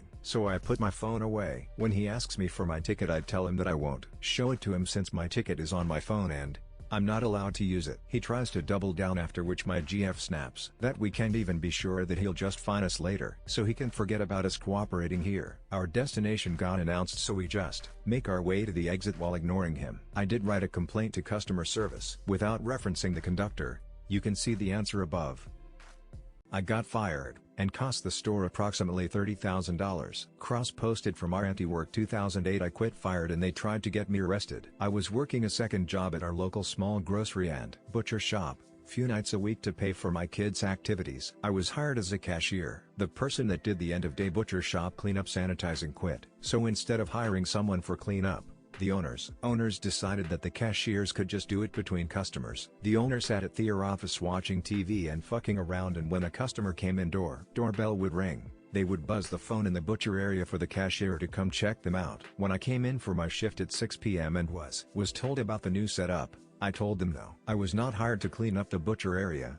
I was hired to run the register and stock shelves. The owner then said I would clean the butcher shop, or I could consider myself fired, and they walked away. I said fine. I grabbed my things and left. Apparently, the owner thought I had gave in and was in doing the cleaning, so they buzzed the butcher area when customers came in for about 2 hours before someone told them no one was coming to check them out. The store's liquor area, cigarettes and scratchers got emptied out. It was 7:30 and I got a screaming phone call from the owner about how he was calling the police and I was going to get arrested. Yeah, right, owner did call the police. The owner stated he wanted me arrested as an accomplice to the thefts, because I had left. Cops asked me to come to the store, which I did, and I explained that the owner had fired me, so I went home and the CCTV would prove that fact. The tape was reviewed, and plain as day, the owner said I was fired. I estimate they lost about $30,000. I got rid of them, boss, just like you asked. Short and simple one today.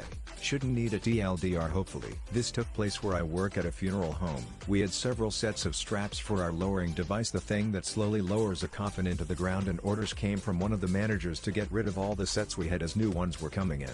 I tried to protest that the new ones had arrived and were already in rotation, but was ignored. Gather up all the straps and get rid of them. Sir, yes sir. Initially I was instructed to throw them out, but I asked to keep them instead. I was told that they had to leave the premises, one way or the other. So I took them and gave them to a friend of mine for safekeeping. A month later, I have that same manager come up to me asking how many sets of straps we have. I reply with none. He asks about the new ones that had come in. I inform him that they left the premises a month prior as per his instructions. He flies into a panic and is about to berate me for throwing them out when I tell him to relax. I can bring them back in. Bring them back in the next day. No harm and no foul. Certainly bruised that manager's ego a bit and made him think about what he says next time though. Edit grammar. I need to work slower and look busy for the boss. You got it. For background, I have always been an incredibly hard and efficient worker, always getting things done faster than expected and going above and beyond. My program for college required us to go to class for 6 months of the year and work full-time in our field for the remaining 6 months. As a freshman in college, I got my first job at an automotive supplier. My first semester was fairly slow, mainly due to the fact that the person who was supposed to train me went on medical leave my first week there and didn't come back for almost a year and wasn't replaced. However, in my second semester things really took a turn for the worse. Two key things happened at the start of my next semester. One, I was moved to a new department. Two, the company began merging with one of their competitors. Now when the company began the merger, they decided they were going to move everything at my site to the other company's HQ in another nearby city. The first thing that moved was vast majority of the equipment my new department used. The upper management made the brilliant decision to leave the 4 members of my department, 1 supervisor, 1 tech, and 2 students at the old site until the move was complete. This meant we had essentially nothing we could work on. Here's where we get into the MC. After about 2 weeks of sitting around, my supervisor 60F finally came up with a small task for me. I completed this in about 4 hours, which I thought was pretty good for something I had never done and had little training on, so I went to let her know.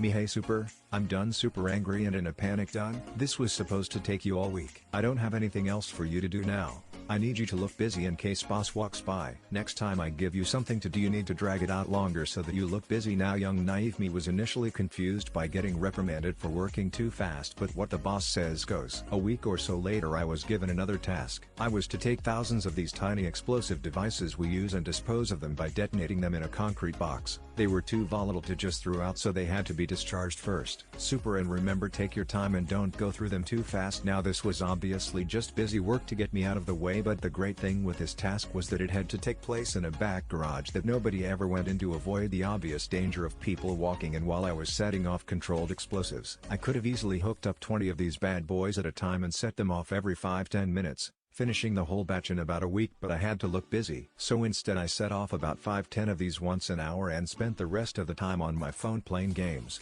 watching Netflix, listening to music, etc. while getting paid over double minimum wage at the time. I managed to stretch that project for the remaining 2.5 months I was there, finishing just in time for the end of the semester. Anytime someone asked me for help on something else, I politely told them I would when I was done, but it might be a while because Super told me not to go through these too fast. They usually ended up finding some other bored student to help them. I think Super genuinely forgot I worked there by the end, because when I stopped into her office in my last week to let her know I had finished the task, she seemed very surprised, confused to see me. The company ended up paying me over $10,000, a lot of money for a student at the time, just to sit on my phone all day for 3 months. I sent an email to supervisor, boss, and HR at the end of the semester letting them know that I would not be returning the next semester. In my best corporate language, I let them know I was leaving to pursue opportunities that would better utilize my time and skills.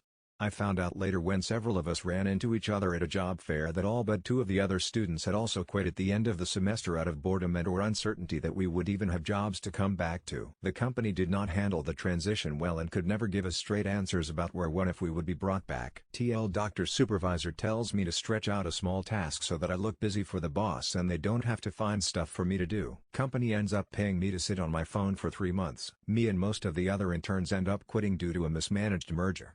I wasted 2 hours of my sister's time because she refused to listen to me. When I was younger, around a decade ago, I used to love 2 things: cars and roads. Still to this day I love cars, but the way I loved roads was through maps. My favorite activity when I was bored was to go on the Maps app and look at the highways that surrounded my area. My oldest sister at the time was the only sibling of mine who had a license. One summer day, she was bored and decided to take me and her boyfriend to an amusement park an hour and a half away from home. The story begins on the way back. My father needed the car at the car dealership as it was scheduled to have routine maintenance done the next morning. My father sent her the address of the dealership and requested that she drop the car off, and he will go and pick us up at the dealer. Now that the context is out of the way, here is where my sister made a mistake. She typed in the address, and clicked on the nearest place with that road. The issue is that the nearest place with that road was a town going an hour in the opposite direction. She gets onto a road I will call State Route 100. This intersects with Interstate 1, which we were supposed to get onto. When she passes the highway, this following interaction ensues. Me, you were supposed to make that right. Her, that's not what the map says. 5 minutes later, I say again, me, we are heading in the wrong direction. This does not go home. Her, maybe it's an alternate route that's faster. Me, I don't think a road going in the opposite direction is fast. She cut me off. Her, Now annoyed, listen, I'm going to focus on what the map says, not on you. Just stop already. And with that, I followed her instruction. After all, why would I complain on going on a road I have never been on? From what I remember after that, we stopped for gas about half an hour in. My sister was still convinced we were going in the right direction. But why should I correct her? She is listening to the map after all. The fallout, we hit an expressway and my sister is convinced we made it home and is pleased with herself. This was until an overhead sign said Town B Regional Airport, 1 mile. At this point, my sister realized her mistake. She starts freaking out and saying, I didn't know this road went here. I was following the map. Why didn't you tell me we were going the wrong way? I was scared of her getting mad at me. So I just said, after you told me to stop, I just stopped paying attention to where you were going. She eventually pulled into a gas station, and saw where she set her GPS to. After correcting her mistake, we head the opposite direction. Although the car ride was rather silent, we eventually see signs for the amusement park we started at, because she had to turn left at the road I originally told her to turn at. And that is how I turned a drive supposed to be an hour and a half into a 3.5 hour journey. Years have passed since this happened, and I told my father, who thought it was hysterical. I often consider telling my sister, but we sadly rarely speak anymore. Thank you for reading. Have a happy new year. It came back to bite her. I started a new job in late August. Much to my chagrin, I discovered that the business did not have a procedure manual in place for the business triangular flag on post, so to help myself remember the hundreds of processes each day, I created one for myself. I wanted to do a very good job and be helpful for my team. I wanted to make as few mistakes and embarrassing moments as possible. Over the last 11 weeks I've been chastised, threatened and officially brought into meetings because I created it and told to delete it. When I was asked what was the issue with it, I was told that my manager detests Excel because I'm not very good at it. So today, in a professional development meeting we had with her boss around banking, it was decided that she would send a spreadsheet to her boss every week. After the meeting she turned to me and says, "Can I get you to make the spreadsheet for me? Thank you for the opportunity, but no, I will not." Sorry, what? Thank you for the opportunity, however you know what you need for the spreadsheet and you are more than equipped to make it. But I'm delegating it to you. Again, thank you for the opportunity, however the previous spreadsheets I created have been unwelcoming, and so I respectfully declined the offer. She got mad and left for the day. I put in my notice 1 week ago. I'm not surprised that her boss didn't ring me because she doesn't want her to know she can't do the job. She told me not to have spreadsheets, so no spreadsheets. Update 1: I have a meeting with the HR team member next week. I'm off to work now. This should be interesting. I've been given the silent treatment since yesterday afternoon, despite utilizing their form of communication for work-related reasons. Update 2: I'm home from work. She believes I created a spreadsheet. I didn't. It's the one that has been in the system for at least 2 years that all 5 of the other clinics use. It's the one she instructed me to use. She's told me it needs tweaking. I'm not touching it. She can't tweak the heck out of it. It won't be under my name in the log. The printer has run out of ink. She's mad at the world. She ripped a angry face up me, the printer company and me. We don't plan ahead. Oh no, we didn't manage the printer supplies, and so we are completely out. She was gone for a week unplanned, as was the TUIC. She denied me my annual leave, saying she's decided to go. I won't be there. Final update: the independent HR company they have been using has jumped on board with the company's bullying and manipulation tactics. No surprises there. They work for the company, not me. They say I'm not terminated and that my end of employment date is my resignation date, but if they were terminating me, my final pay would be due 7 days earlier. They haven't paid my superannuation entirely either, but have until the end of January to pay it. After it's paid, I'll be going to work safe to file a complaint. Karma is a bitch, and so was she. Cross-posted elsewhere. It being Christmas time reminded me of a story from quite a few years ago, from when I was a bartender in a corporate-style cookie-cutter restaurant. I mostly worked nights, but had one regular mid-shift on Fridays. We were always super busy at the bar for lunch on Fridays and usually had quite a few of the mall workers coming in to eat then head back to work. Nearly every Friday the same smug, borderline rude lady came in for lunch. Every time she paid exact change, 0 tip. Maybe half the time she would complain over some minor inconvenience, and more than a few times got a comped meal. The more I had to wait on her, the more indignant and pissed I got. So around Christmas time I was out and about in the mall buying for family and friends. Picked out something nice for my girlfriend at the time, a sheer top which I thought would look amazing on her, decently priced with it being on sale too. Walking up to the cashier, I was a bit surprised to run into resting bitch face. Whatever. In street clothes I felt like she barely registered who I was, or maybe she really didn't care who was at her register. Maybe both. So, I hand her a $20 bill. She examines it for a moment, turned it over twice, held it up to the light even, then Out comes the counterfeit pen marker. Thinking to myself, a bit excessive, no? Change should have been around $1 and change. Surprisingly, she hands out $81 plus change. She calls next in line, so I step to the side for a moment in contemplation. I could honestly feel the devil on one shoulder and angel on the other. Took me a moment or two, but I finally let my moral compass win and stepped back in front of the register. I nicely explained that there was a mistake made, but before I could continue she shot me down and briskly told me in a semi-professional tone to GTFO. So, I did. The way I look at it, all those lost tips and the money she just gifted me was just karma. Sucked to be her, I guess. AITA for telling my boyfriend the way he spoke about his family to mine was embarrassing. I 26F work out of state and came home to my parents for Christmas and New Year. I'm only working out of state temporarily. I invited my 25 meters boyfriend over for New Year at my parents' house. He stayed for about 3 days and we had fun and he made a good impression, as he usually does. Except for one conversation where my boyfriend was joking about his family dynamic. I will have to add some context. My boyfriend is from a fairly traditional family where his mom 46F was at one point a stay-at-home mother and did everything. At another point she had 2 jobs and also did all the domestic work while his dad 60 meters would just work and do his hobbies. So he grew up in a family where gender roles are a big thing. I on the other hand grew up in a family where my parents did equal domestic work, and the women are as educated as the men. Sadly my father died, but my mother's 58F new husband 57 meters is wonderful. For financial reasons they don't officially live together, but mom's partner does loads to help around the house even though he doesn't live at my mother's. I knew my boyfriend came from a very traditional family and it doesn't bother me, as I knew he doesn't want that from me and is with me because he likes that I am my own person with a career. The thing is, I'm getting older now and I'm not in a relationship for the giggles. My parents know this. My boyfriend and I have had many conversations about being properly serious, talk about marriage, etc. So my parents are a little extra protective knowing my boyfriend and I's intentions. It was after dinner and we were all talking. My mother and stepdad were asking my boyfriend about his family and home life. My boyfriend jokes about how much work his mom does and how his dad does nothing,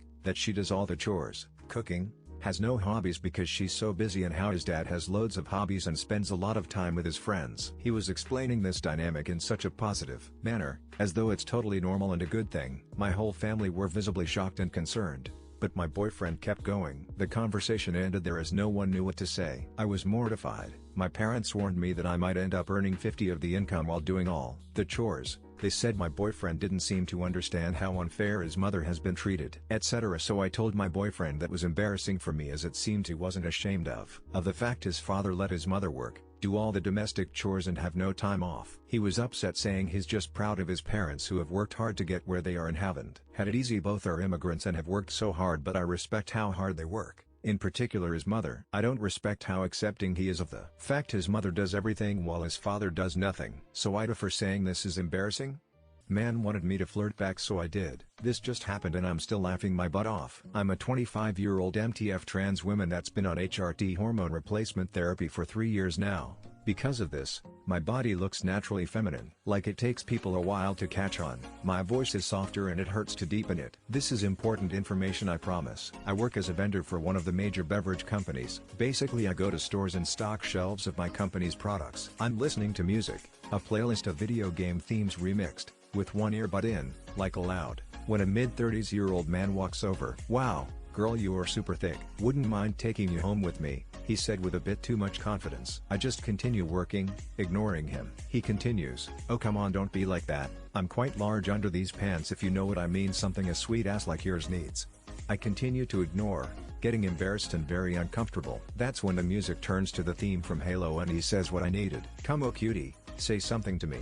Inspired by the music, I instantly had a thought. It hurts a lot to do a masculine voice. However, in that moment I took a deep breath and turned to him. I looked at him with a very enthusiastic smile and he looks like a kid in a candy store, bouncing a bit like, "Oh boy, I actually got one."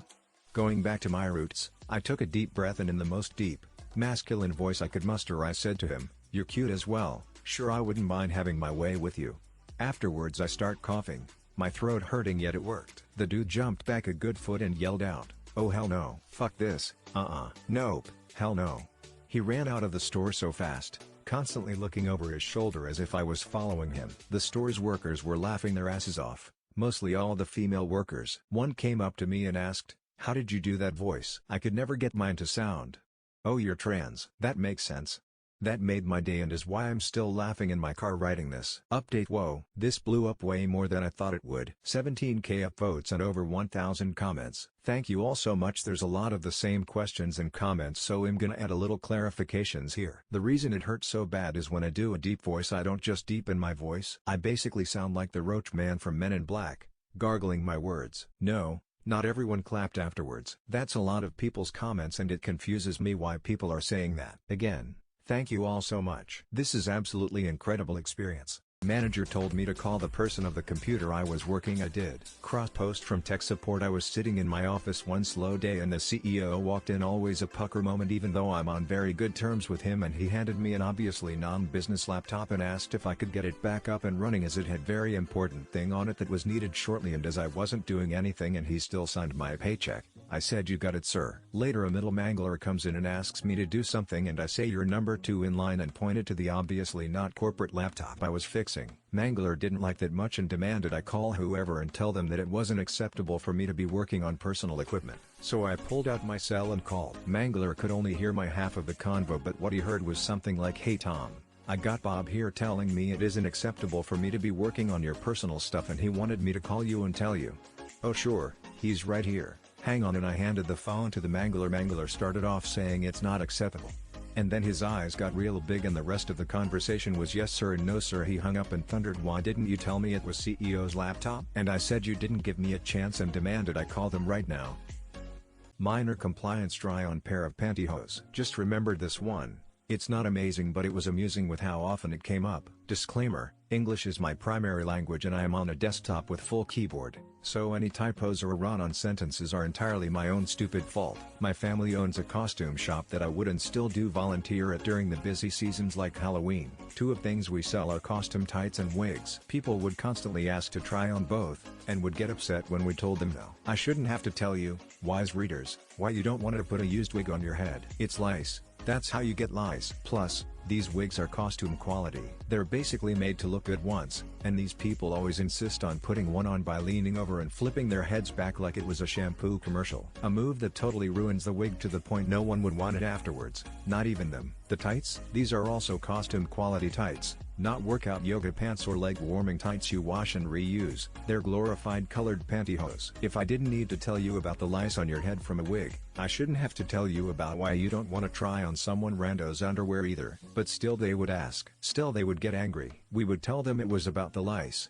and they always pulled the "well, I don't have lice" response, as if that meant they were immune to the little buggers for all eternity. Well, one day we had just changed the display on a mannequin that had tights and a wig, and I get an idea. I head back into the kitchen area and grab a spray can of Lysol and a pair of salad tongs that were sitting in a drawer. All of these things went under the counter, and the waiting game began. Not just a few hours later, I got my first bite. "Can I try on these pantyhose?" "Not those, no. But we have a try-on pair you can use instead." As I reach under the counter and pick up the tights from the mannequin with the salad tongs as if they were a biological hazard, held them out at arm's length, and then sprayed them up and down with Lysol like a pair of bowling shoes. She understood real fast why what she was asking was a bad idea. Those tongs, tights, and wig stayed under the counter for years after that as the whole family got in on it. Nice people who took no as an answer were fine. The ones that got huffy and demanded we let them do it anyway, they got likely the cleanest, most disinfected pantyhose in history handed to them on tongs. Oddly enough,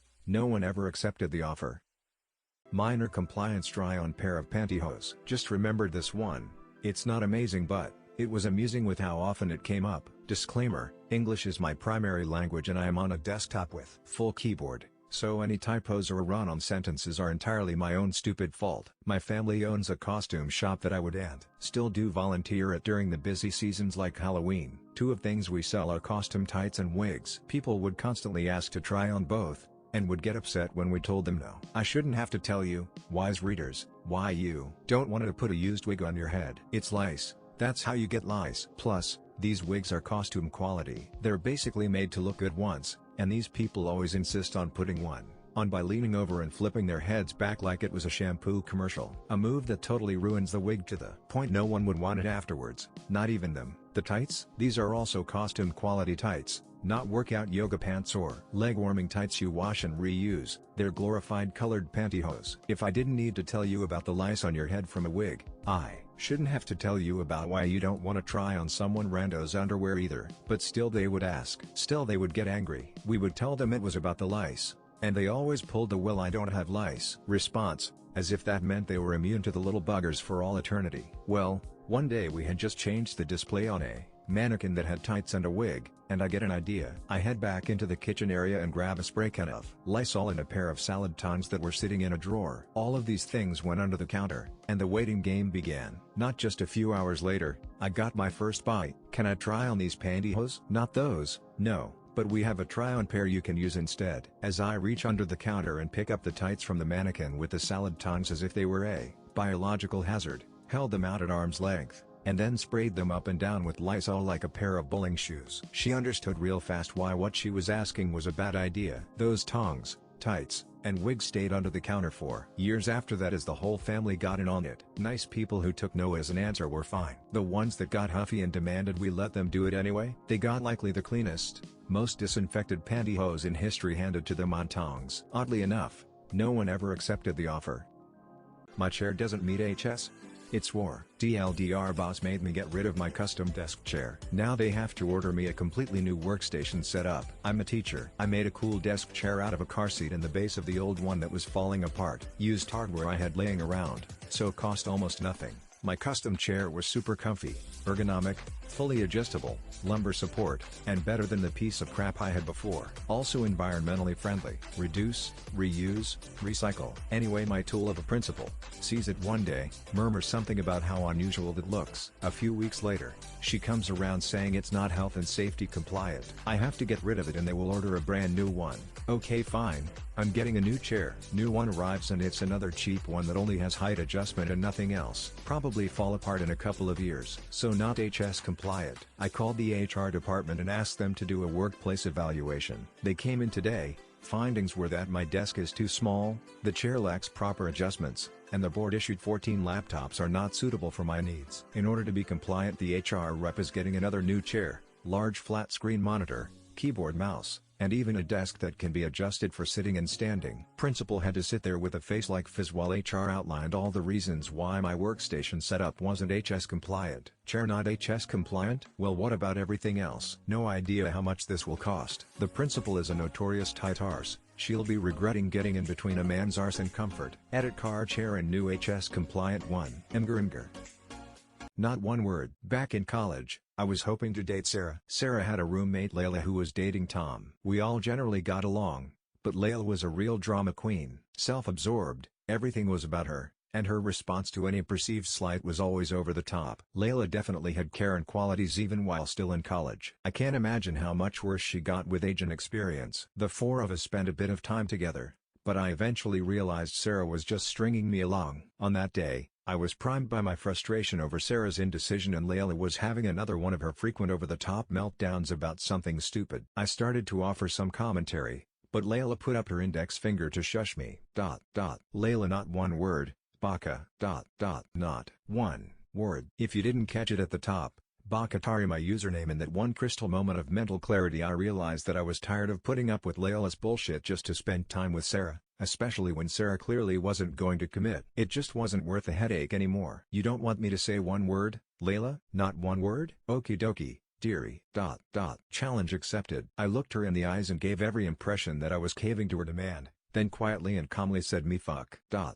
You. Layla acted like she was going to jump off the couch and attack me. Tom quickly wrapped her up while she yowled and struggled like an angry cat, though not struggling quiet enough that she'd actually get free of him. It was very obviously a hold me back moment. Bridge burned. I just walked away from all of them for good. I don't think I said two more words to any of them the rest of my time at university. None requires a haircut every week or get expelled?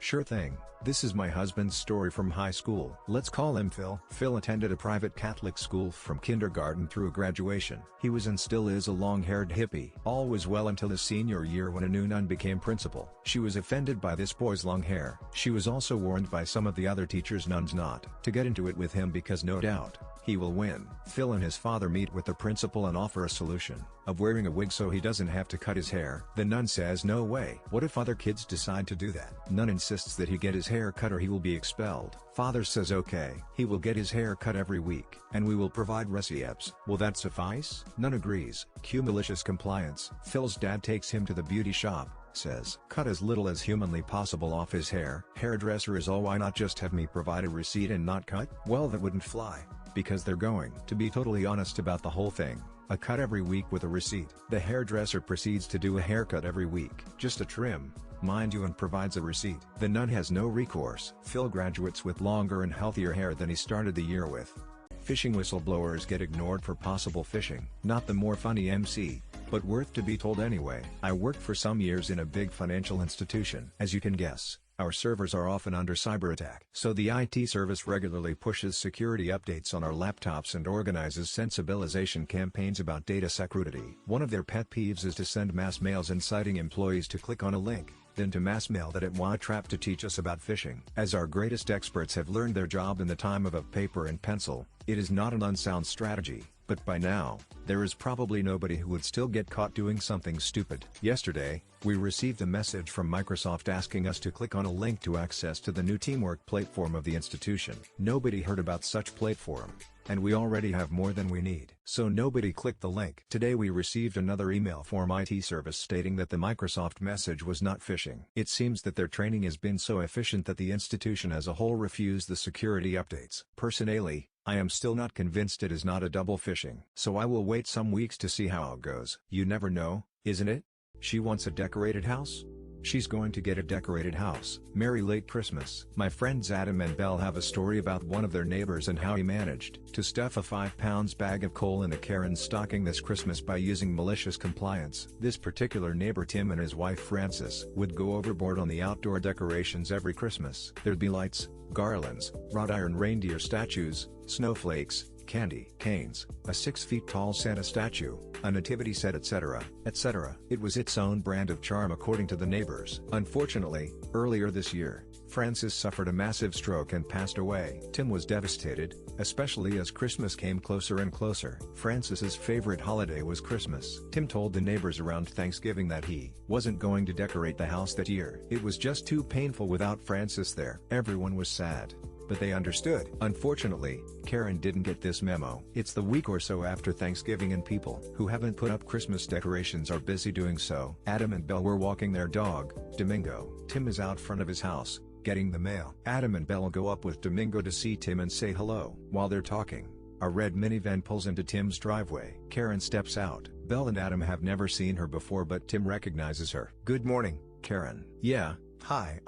I was wondering if you were going to put up your Christmas decorations this year. Adam, Belle and Tim look at each other, uncomfortable. I'm not going to put up any decorations this year, Tim said. And why not? Karen asked. Christmas reminds me of Frances. About my kids? They've been looking forward to seeing the house decorated. And the fact that you're pretty much the only house that isn't decorated makes them really sad. What would Frances want? Belle, Adam and Tim just stared in astonishment. We've had a pandemic and we need the cheering. They've been looking forward to this every year. Tim is looking both angry and brokenhearted. Adam and Belle are ready to tell Karen to go stuff it, but Karen sets the trap for Tim's malicious compliance. We're going to be here after church on Christmas Eve and this house better be decorated. And with that, Karen gets back into her minivan and drives off. Belle looks at he's got a malicious smile on his face. She wants a decorated house? She's going to get a decorated house. The weeks pass and Tim starts getting several packages delivered. He also starts putting things up in the yard, but they're covered with bed sheets so they look like those Halloween ghosts. He also starts putting lights on the house. There's more lights than usual, but he doesn't turn them on at night. Karen and her minivan don't show up, even though Adam and Belle had alerted everyone in the neighborhood about her. Christmas Eve rolls around. Adam and Belle are invited to Tim's house for dinner and to watch the movie Scrooged. They are also asked to BYOB. When they arrive, the curtains are drawn. Tim greets them with a big smile. They settle down and he details his plan, asking for their help. They're laughing at the end of it and eagerly agree. As they work, Belle notes that he's happier than they've seen him in a while. Tim says it's hopefully going to get even better. By this point, it's still just light enough that they can see what they're doing, but just dark enough that you can't see what's in the yard. They remove the bedsheets and laugh at all the decorations that have been set up. There's a nice dinner and watch the movie. Midway through the movie, Tim's alarm goes off on his cell phone. He pauses the movie, looks at Adam and Belle and says it's showtime. Everyone bundles up and they head to the sidewalk across the street. It's now pitch black and Tim's house still isn't lit up. There's the usual cars driving through the neighborhood, with Karen's red minivan being at the end of the line. Right on time, Tim says, taking a remote out of his coat pocket. They wait until the red minivan reaches the front. Tim presses the button. According to Belle, it was like the scene from Christmas Vacation when the Griswolds' house turns on. There's red, white and blue lights galore. The yard has eagle statues, stars, flags, banners, statues of liberty, etc. In the windows are lights that look like exploding fireworks. Tim grins and presses another button. All of a sudden Star-Spangled Banner begins to belt out through several speakers placed throughout the yard. As Adam, Belle and Tim are laughing as the minivan stops and parks. Karen gets out of the driver's seat and storms over to them. "What is that?" she shrieks, pointing to the house and looking about ready to blow a gasket. "It's my salute to all nations, but mostly America," Tim said. "Don't you like it? It's Christmas." Karen shouts, "I wanted you to decorate the house for Christmas." "You wanted a decorated house, Karen. You didn't say what holiday." With that, Karen flipped them off, got back in the minivan and drove off. Tim turned off the music and lights and they head back to Tim's house to finish Scrooged. Tim told Adam and Belle as they were leaving for the night, "I think I'm going to decorate my house like this every Christmas." Francis would have gotten a kick out of it. "Sorry,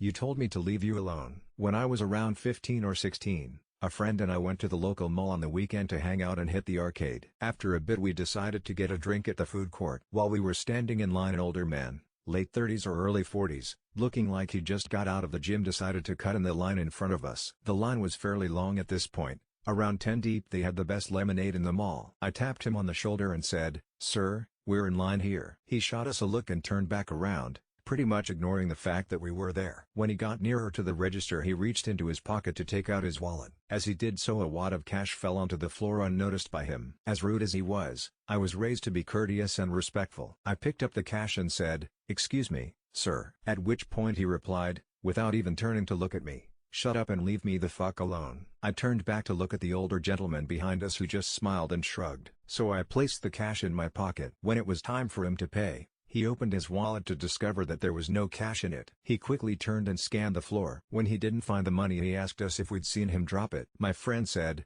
'Can't help you. We were told to shut up and leave you the fuck alone.' He was a bit spicy, he ranted, but in the end he walked away without his money. Turned out there was $147 in there. A nice haul for a broke kid in the early 90s. Another time, when I was just a little older, I had gone to Wally World. I purchased something fairly inexpensive and paid the cashier. She handed me back around $87 in change. I said, 'Ma'am, I think you gave me the wrong change.' She looked at it and told me that she had it right. I responded, 'But ma'am.'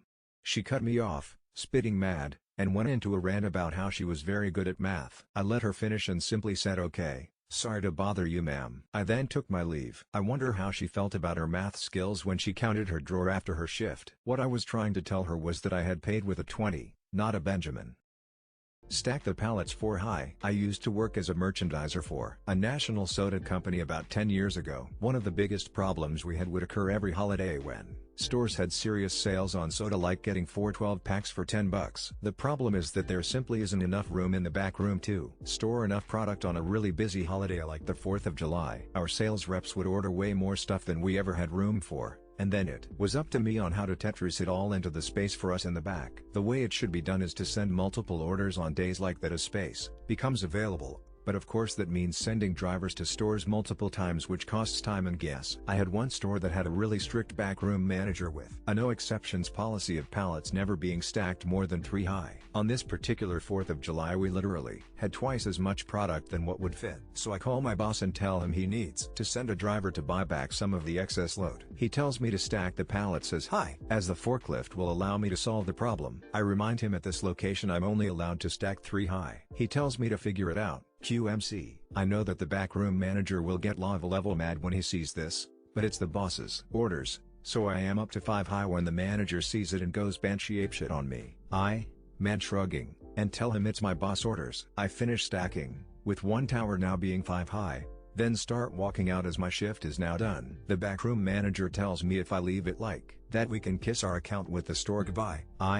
Man shrugging, and leave. I get a call from my boss 30 minutes later that there is a driver on the way to do buyback and I need to go back to that store ASAP. I tell him my shift is done for the day and I have already returned the company truck and am on my way home to see some fireworks. It's 8 p.m. at this point. He tells me to turn around and go get it sorted. I tell him the only way I am going back is if I get double time for the entire day, about 14 hours at that point plus a 10 raise. He yells at me that it's never going to happen. So I tell him that me returning to the store is never going to happen. I also tell him that if he changes his mind he can send an email to me agreeing in writing to my terms. I had other side gigs at the time and wasn't concerned at all about this job. I got an email 30 minutes later from my boss's boss agreeing to those terms. It is immediately followed by a phone call from him apologizing that I am needed and I need to go back to the store ASAP. My boss's boss also sent my boss, who was already at home, to help sort the mess out. Hearing him apologize to the backroom manager was gold. DLDR, my boss orders me to do something that made the store mad.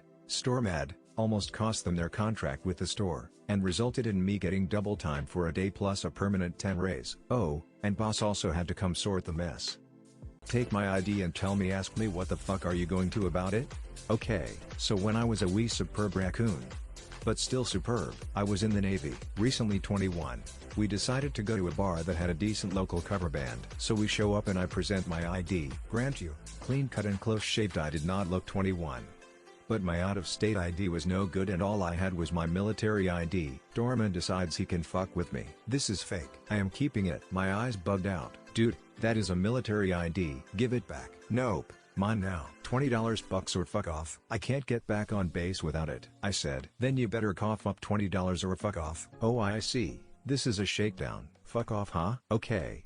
Cue malicious compliance. Buddy who drove and used state ID drove us back. We go into the officer of the day's office to report my lost stolen ID. Ood is a crusty old bastard, but fair. Actually a Mustang. He takes orders from the president and God.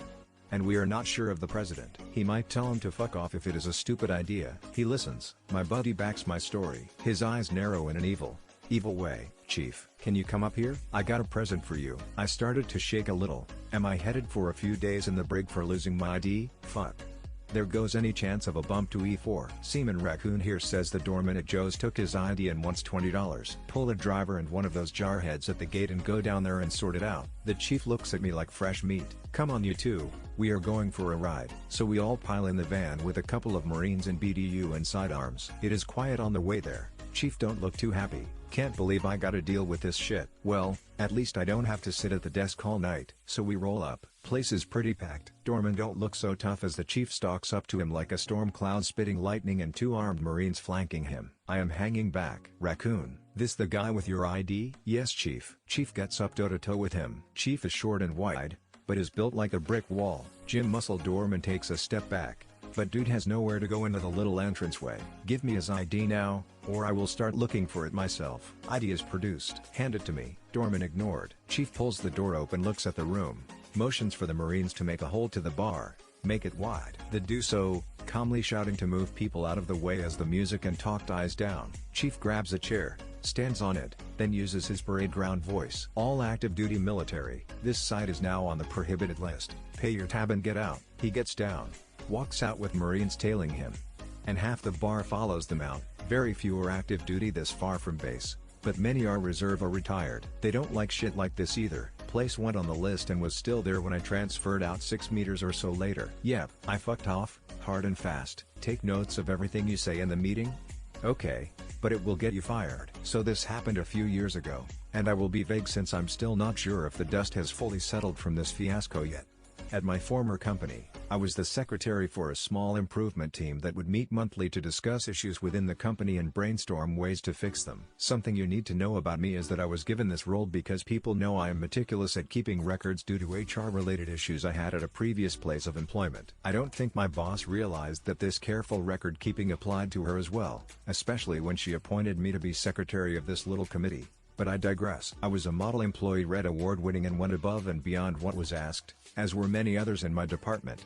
But we were still having customer complaints and dealt with regular safety issues, due to the company at large and through no fault of our own. When we brought these concerns to our boss's attention, emails were left unread, and during in-person exchanges, we were called whiny, needy, and were told that we needed to just deal with it. Whatever the issue, from items being stolen by customers to people being unhappy with the procedures the boss had set down for us to follow, it was always made to somehow be our fault. When we sought support from other departments, we were met with cold indifference, since the boss was great to them, and we must be exaggerating the things she said to us. Well, during an improvement meeting at the end of the fiscal year, it all came to a head. Myself and a couple of my team members dug our heels in and were insistent about the unresolved issues the boss refused to acknowledge, and she finally went off on us. She told us everyone was incompetent, didn't deserve our jobs, and that maybe customers would like us more if we were more likable. When people pressed her on safety issues, she continued to reiterate that we would just have to deal with it, and that if someone was going to die, they already would have, right? I, as the secretary, did my duty and took notes of all that happened over the course of that meeting. I usually did bullet points, but that night, I was feeling a little more thorough, so I wrote down words. Every word that was said, every hateful comment, denial of accountability, and idle threat was recorded in black and white. Now, a second part of my job was to distribute the notes from the improvement meeting to the rest of the company. So, come the next morning, I ran about 100 copies of the transcript of the meeting and hand-delivered them to every single department in the building. And things blew up. People from other departments who had attended the meeting were able to verify that everything I had typed up had really been said, and folks were mad, threatening to quit, refusing to do their normal duties, browsing Indeed during work, etc. My boss's boss, who worked at HQ, so I didn't get the opportunity to hand her a copy, got wind of these meeting minutes only a few hours after I had handed them out and had an hour-long, off-the-record conversation with me about all the safety issues I had documented, all the concerns I had submitted to management in writing, and all the records I had regarding my bosses in action. She was very grateful for the 100 pages of documentation I sent over and thanked me for my time. The day after I unleashed Pandora's box, I put in my 2 weeks' notice, took a new job, and pieced out to greener pastures. At first, it seemed like things were calming down after I left, but the following year, the company did not renew my boss's contract. I still feel a bit bad because I wasn't trying to get her fired or ruin her life. I was just desperate for some accountability thrown her way to create some positive change in the company. But at the end of the day, I just did what she had asked me to do.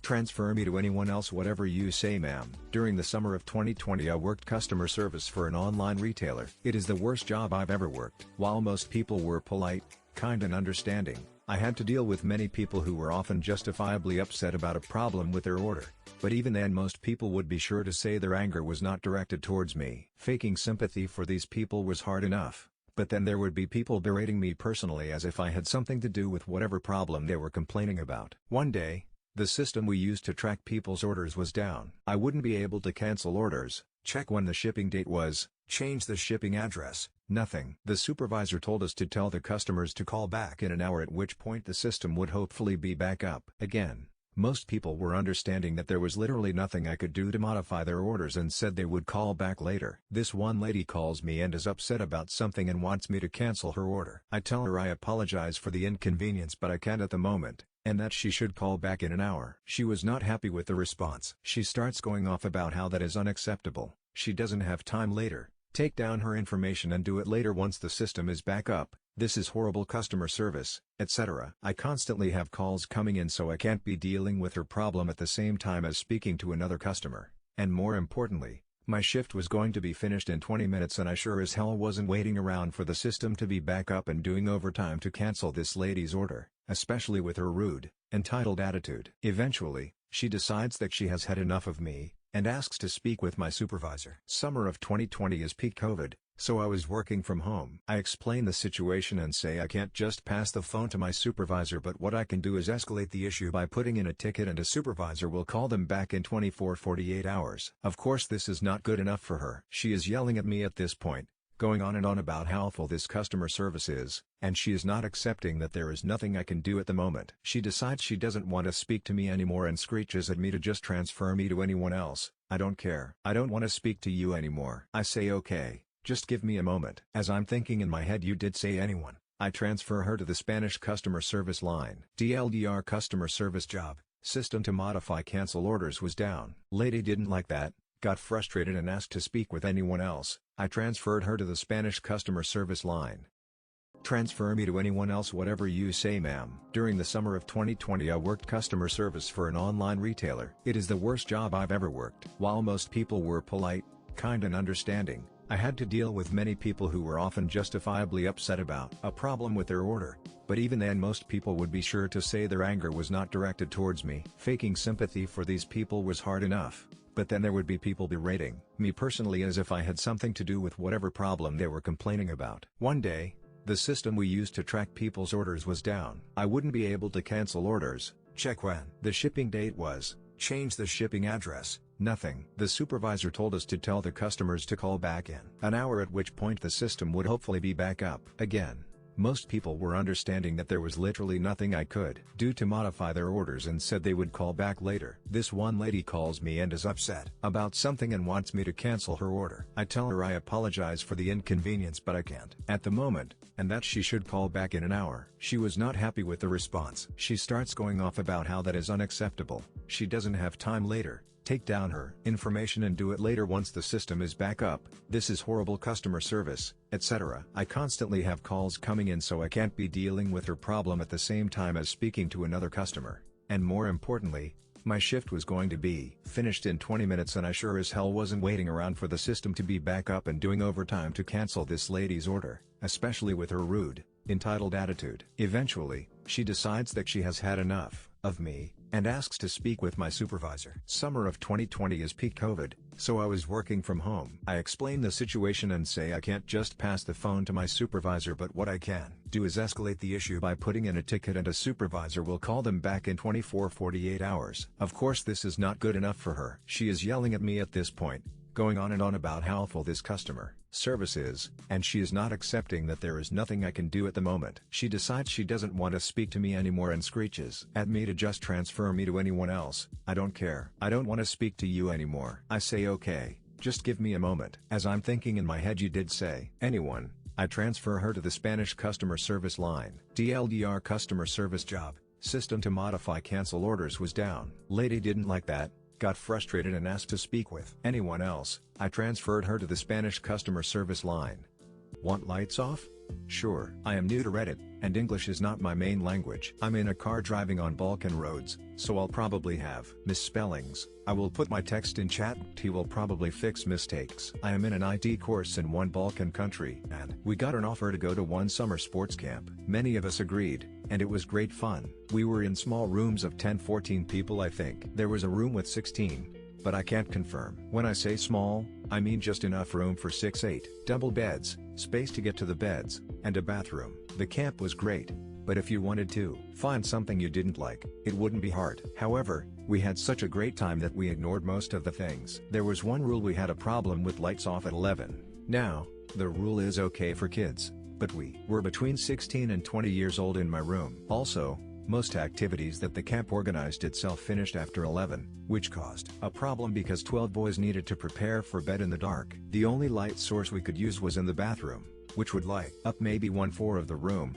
and after 1/2 it was pure darkness again. We complained, but they said to use flashlights from our phones. It was impractical but somehow working, until one of my friends and I were talking about that issue during the day, and I jokingly said, why don't we use tape that my friend brought? We all brought a lot of random stuff like that. He actually thought it was a great idea. We talked to all roommates, and 2 of them even had flashlights. We asked the camp organizer if we could tape our phones and flashlights on the walls and windows so we could see better, and he said, whatever. That night, we taped 12 phones with flashlights and 2 batteries on the windows and turned them all on to look outside. It wasn't as bright as we expected, but enough for anyone passing by that sector to notice. 2 of our teachers passed by. One was trying to understand what was going on, and the second one, I found out later, knew what we planned and couldn't believe we actually did it. Then our director came by, and he just asked, what the heck did you do? When we explained, he told us that he wasn't actually surprised. Then camp workers started showing up.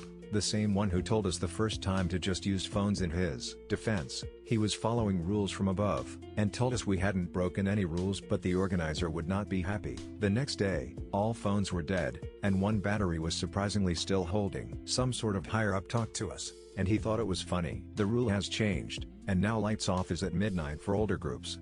Want to log everything I do? Sure, I can do that. This was almost 10 years ago. Contracting for a very large financial services provider. For some context, team manager was promoted to a new division, and the team 8 of us working across 2 shifts to cover international as well were left with 2 team leaders. We'll call them moron boy and passive gal. to run the SH show until the new manager was hired. New MGR joined 6 months later, or early, depending on perspective, and probably because of me. My job in a nutshell was to onboard new employees into all the required systems for their daily functions, as well as set up their email and AITA accounts for server access, which was dumped on my lap a month into my job because I had prior experience, so said Moron Boy. I didn't mind the email and AD because it's literally 2 minutes per account and didn't affect my central function by more than 20 minutes a day. It'll make sense soon. And audits were 30 minutes a week. This all happened from a centrally shared mailbox. It's requests, so you can't determine how busy you are. On to the fun. Almost before the door hit the manager on the way out, Moron Boy and Passive Gal call us into a meeting room, and states that we must do no less than 10 requests a day, all to be logged on their call logging system, and here's the contract amendments we must sign or be fired. Being a contractor, you'd think I would shut the hell up, but nope, I just can't do being kicked in the balls. So I piped up, I don't see how it's possible to guarantee 80 requests a day minimum for every team member to meet the requirement. Why not scale or the ticket count and see who did what? His face turned a deeper color and he shouts at me to mind my own business. I don't know what I am talking about. Cue my MC, which included calling my contract house manager Sassin Funny Gal, explained what was happening, and after she could breath again from laughing so hard, she told me not to get her fired. I head back to my desk, knowing full well audits are about to start in a week, and I get multiple requests to make amendments on accounts to test Active Directory security. And lo, here it begins. I got an email 2 days later to prep for a massive test. I am tasked to amend nearly 6,000 accounts with new settings, and then change them back on request, with minimal impact to the users, during working hours, so I needed to do this quickly. Now, any tech worth his measure out there will know, Almacy anything is scriptable. I set it all up, called my mate at service desk, and here's the funny thing. He also has a script to log multiple tickets. Roll on D-Day. I take the auditor's call at 8 AM to make the change. I send the email to my desk mate, and he logs the tickets in a record 30 seconds. My mailbox booms with 6K open tickets. I run my script and 90 seconds later, bam, job done. I carried on with my core function. 3 hours later, auditor called me to revert. I ran my second script, everything back to normal, called my mate to close the tickets, and a minute later my mailbox frazzled for a bit getting 6K closure tickets. It's at this point I smile, sit back and start browsing all my meme sites. Yes, joys of AD control. I gave myself unrestricted internet access. A nice perk. Anywho, in less than an hour, Passive Gal comes to me to ask what's happening. I simply state that the contract amendment they forced on us clearly means I don't have to work for 200 days. So I'll be sitting here enjoying my time off, or I can do it from home. Either way, I'm ahead of the curve. She walks away and Moron Boy storms over demanding I get back to work. I repeat what I said to Passive Gal. He sputtered for a while, and he huffs off. True to my word, I sat at my desk doing nothing. But sadly, it didn't last 2 days before the head of the department called me in. After an initially aggressive start to the meeting on his part, I got to explain the sitch. I wasn't even to the good part, and he drops his head into his palm, calmly listens to the story, asks me for a copy of the amendment, and thanks me for the time. 2 hours later he calls me back and asks me, with Sassin Funny Gal in the room, what would it take to GRT me back to work? I decided to keep it simple, formally retract the stupid amendment, and pay me out for the time spent on the audit, which is 600 days, as per the contract amendment. He blowfished for a few seconds, agreed, and I left for the day. Wake up the next morning to a huge jump in my bank account, with an email confirming I'll be back in the office. Please. I am a man of my word. I was back at my desk, working as usual, and, for some reason, Moron Boy and Passive Gal never came near me again. Even when I shifted to another department. Edit in lieu of queries. The actual verbiage of the contract is lost to history, and I apologize, it's misleading. The scope of the mandate was strongly worded to do no more and no less than 10 a day, not at least. Want us to strictly follow company policies?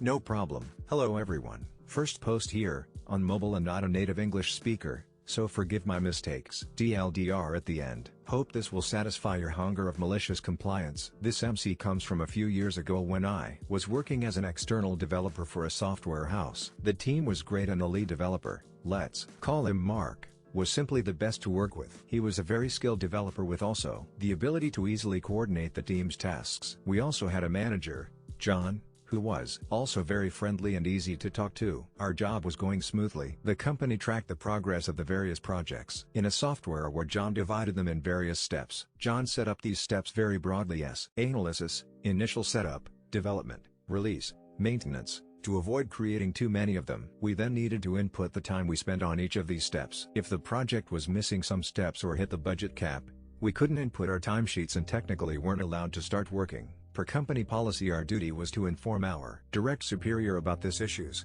in this case Mark. He then should have informed John, who finally would have to increase the cap. As the good manager that he was, John knew all these steps were a huge waste of Mark's and our time, so he allowed us to temporarily sign our timesheets locally and start or continue our work, gather himself all of our cap increase requests together, do all of them simultaneously, and then directly let us know we could input our timesheets in the software. Then, the company got acquired by an hedge fund. Suddenly a lot of new middle managers appeared, and John was moved to a higher position in a different department. To replace him, they hired Phil. Phil tried to present himself as the open-to-everyone's requests manager, but it became obvious pretty quickly that he was more I'll stick to company policies as harder as I can guy, probably to appeal to his ego or to some higher up. First thing he did was to completely change the project's organization, to better check the project advancement. Now in a project, every task, every little change, had its own step and budget cap. Remember that if a step was not in the software, we weren't allowed to start working on it. He then enforced our daily timesheets input. It became mandatory to input them at maximum the next day, so we could be more responsible about marking the project progress. It could have been okay if it wasn't for the fact that projects' budgets were drastically reduced. Basically, after reaching the middle of our developments, we already reached those caps and could not insert any more timesheets. When we started asking Phil about creating those steps or raising the budget caps, like we did with John, he quickly redirected us to Mark, as that was the company policy and the proper chain of command. Mark's job quickly became hell, as he basically had to spend half day asking Phil to create project steps or raise caps. We knew we were bothering Mark, and he knew we couldn't do anything else. He tried to talk to Phil about easing these policies, but without success. At the end of the month, everyone was behind with the timesheets input, and some tasks were not started at all. Phil gathered us and other teams and started his rant about how it was our fault since we required too much time to do our job and it was not acceptable. As our team leader, Mark was particularly targeted and probably missed some bonuses that he had no problem getting when John was the manager. His fault? Not letting Phil know soon enough that steps weren't available or budget caps were reached. It was enough for him. It was time to maliciously comply to company policies. He asked Phil to let us stay some minutes after the meeting to explain us how to resolve these issues. He agreed but wanted to stay in the meeting too. Mark calmly said to us, "It is imperative that you tell me, and only me, that steps are missing or caps have been reached as soon as you notice. You must send me an email with this precise subject. I'll then inform Phil. Only mail requests will be accepted." He remarked various times that the mail needed to have a specific subject format, like Project X step E missing or Project X step E cap reached, and every time he was looking at us with a look that was saying, "Just do like I say." Trust me, we started doing exactly what he told us, and soon discovered why he was so confident. A few days passed, and an angry Phil stormed in our room yelling at Mark that his behavior was unacceptable and an urgent meeting with the higher-ups was scheduled in a few minutes. Mark went, and after about half an hour returned with a satisfied smile on his face, and after him a defeated Phil. He later told us that he basically set up a forwarding rule in his mailbox, which forwarded to Phil every single mail whose subjects matched the patterns above, with a predefined text like, "Dear Phil, I'd like to inform you that the team brought to my attention the fact that Project X had missing step Y or similar." In those few days, he submerged Phil's mailbox with our requests. Phil probably hoped that the outcome of the meeting would have went in his favor, but the higher-ups stated that no company policy was violated. Mark wasn't spamming as those were all legitimate work-related emails, and was Phil's duty to appropriately manage the situation also. Mark now had proof that he was immediately notifying Phil about the project's issues, so nothing could be his or our fault anymore. I stopped working for the company shortly after, but after a few months they told me that Phil was demoted and moved to another position with lesser responsibilities. Our new manager came in supervising our team's work, strictly enforcing company policies about projects' timesheets input, and requesting to address budget caps, increase requests to our lead developer to respect the chain of command. Work quickly gets behind and it became our fault. Lead developer maliciously comply, requiring us to write every single problem we encounter with the project's timesheets input via mail, and automatically forwards them to the manager. He tries to involve the higher-ups, but they defend our team leader.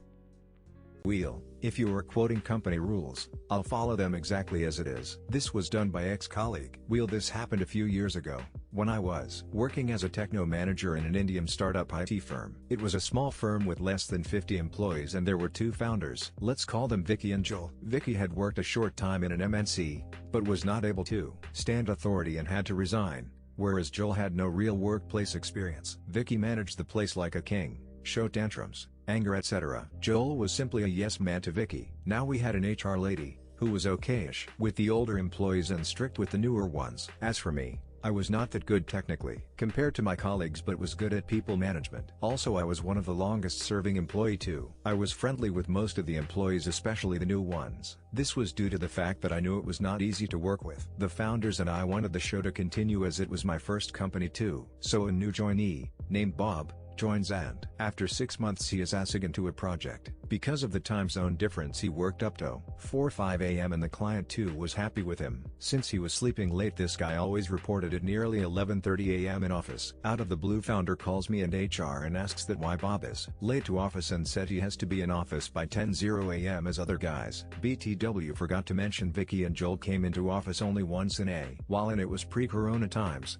but since they are founders, let's ignore that. HR lady took the responsibility of asking Bob about that. At this point, since HR lady is not aware of Bob's working hours, I interrupted and told that he's leaving the office by only 2:04 a.m. and it's kind of unfair to ask him to come early. Vicky cut me and says, no, he has to follow rules and this is the basic etiquette when working in this office. I said okay. HR lady calls Bob in her office and questions him about the timings, to which Bob says okay, ma'am, we'll comply now. Bob and me have a good rapport and he comes directly to me and tell me what happened with the HR. Then I asked him, what are you going to do? To which he says, I will ask for a clarification via mail and then we'll comply. I understood where it's going and give him a best of luck, trying hard to contain my laughter. After 10 minutes, HR comes to me with her laptop in panic and show me the mail which Bob has sent. He has ceased the founders, the client head he's reporting to, and have written something in lines of this: hi client head name. This is to inform you that as a request from my office to comply to the office timings, from tomorrow onwards, my work timings would be 10 a.m. IST to 7 p.m. IST, 10:30 p.m. to 7:30 a.m. Chicago time. I request you to change your meeting times to the times when I am available, and if any inconveniences, please contact HR, Vicky or Joel. Thanks Bob. I asked the HR if this was somewhere mentioned in the offer letter and she nods yes.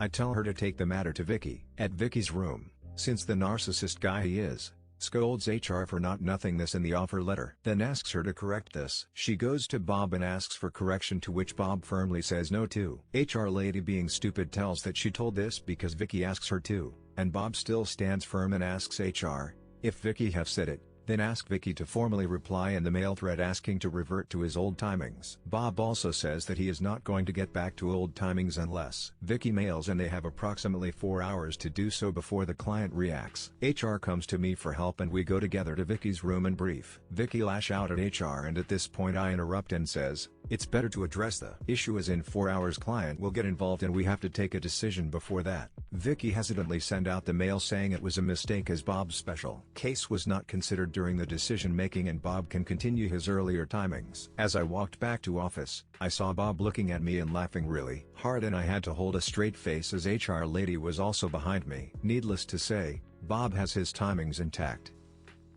Wibta if I don't attend my friend's bridal shower after she outed me as a bridesmaid and disinvited me from her wedding but still wants to be friends. Bride is getting married in May and asked me to be her bridesmaid over the summer. I was ecstatic and of course said yes. Background: I dated one of the groomsmen, who also happens to be officiating the wedding, seriously for 5 years. We split amicably back in February due to me traveling for work, us struggling with long distance, and simply growing apart. He and I had never ever really fought through the entire relationship and breakup. We see each other quite often because we share the same friends and a dog that we both love and agreed to co-parent. When we see each other, we simply catch up like friends and it's never been an issue. Until November, we got into an argument. A lot of pent-up feelings came up, him expressing hurt about me leaving, me being frustrated that he never conveyed those feelings to me or asked me to stay. That turned into anger toward one another. A couple days later we made up and hugged it out. And this all happened in private BTW but OFC. We talked to our friends about it so they knew. So bride has understandably been having a lot of anxiety about us at the wedding and worried something between us will come up. She has,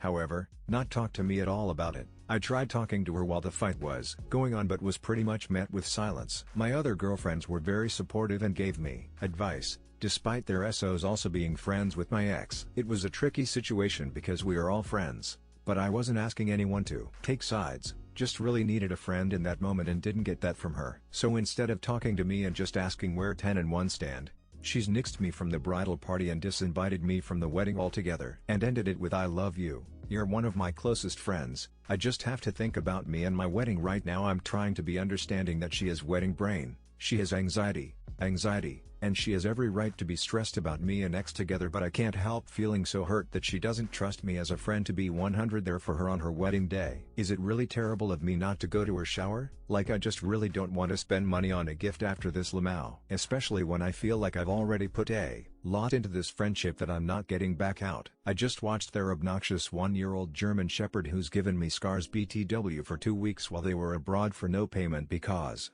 I am a good friend like that, so someone stop me from sending a Venmo request right now. TLDR was originally a bridesmaid, dated groomsman for 5 years and we split in February, never fought until November when some pent-up feelings came up, but we made up and hugged it out. Bride is worried about drama at her wedding and doesn't want me at the wedding altogether, but still wants to be friends and expects me at her shower. Update: wow, didn't expect so many responses but appreciate the majority for confirming I'm NTA, smiley face. Friendship likely over and going to talk to the ex tomorrow. It's 2 AM where I live now just to see where he stands on it.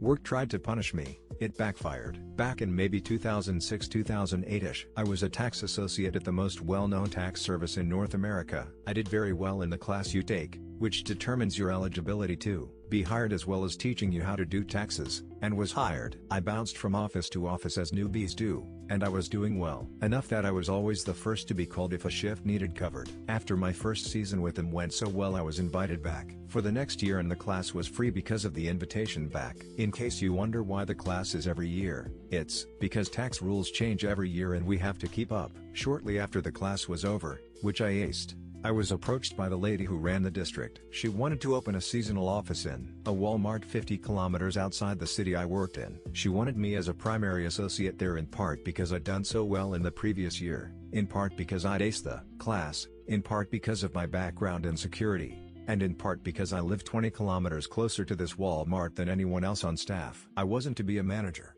but I was going to be the only full-time superscript 1 associate. I'd open close almost every day, and often be the only associate on site. It was basically my baby to take care of. There were hints it might lead to advancement in the company as well. I was pretty excited at the opportunity. At first everything was great. The Walmart staff liked me, the customers liked me, my boss liked me. I was blasting through customers. Only maybe 5 people walked away due to having to wait out of the few hundred who approached my little office beside the produce section. 2 months in, right before the tax season really heated up, I had a weekend I'd booked off the same day they'd hired me. I was going out of the province to see family. Trip had been set long before they hired me and I'd made it quite clear I wasn't going to be around. The schedule accurately reflected that, so weekend arrives and I go. Had a good time, came home Monday evening so I could be back Tuesday morning. When I got home I checked my answering machine for messages, even if smartphones were starting to be a thing. I didn't have one, and I'm pleased to say I still don't. There was 3 messages, 2 from my boss the district lady, and 1 from the scheduler. I don't remember everything word for word, so I'll paraphrase message 1. Saturday morning approximately 7 AM. Hi Vaneha, sorry to do this to you but we need you in today. Employee X who we scheduled to replace you's car broke down. Message 2. Saturday afternoon approximately 2 PM. I'm very disappointed in you for not responding to me and not showing up. I'll be making some changes. Message 3. Monday morning approximately 9 AM. Hi Vaneha, this is scheduler. Your hours have changed this week, call me when you get this. Now at this point in my life I'm not a kid out of high school and I've had enough experience with screw jobs that I'm absolutely not going to crawl on my hands and knees apologizing and begging for my job. If you're going to be petty and mean just because you fucked up, then we're going to have problems. And so we did. I called the scheduler, and was told I was suspended for a week and to call my boss after a week to get back on the schedule. She said the boss was trying to put me in my place and teach me how to be a good manager. I'd get back on the schedule after the week was over. I brought up my pre-planned and scheduled time off, and also that I wasn't a manager, I was a regular employee. The scheduler was very uncomfortable, but she was only doing what she was told. They did need me, she said, just call boss in a week. I said sure, and then didn't. I was furious and I wasn't the one who was going to be put in her place. I called a few of the customers who I'd been working with and explained I was no longer working there, and they chose to keep me as their tax gal regardless. It really wasn't intended as revenge, even though it sounds that way. The company wasn't going to make more than it cost to have someone do their taxes anyway. This was purely a customer relationship thing.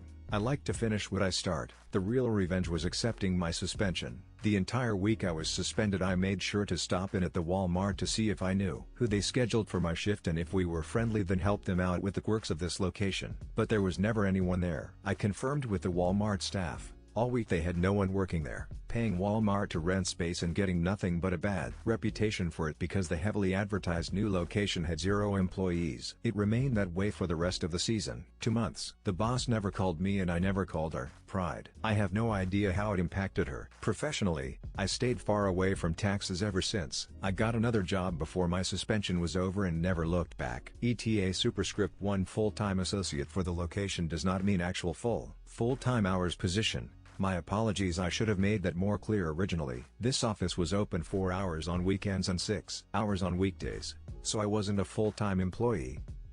You should think about what you want.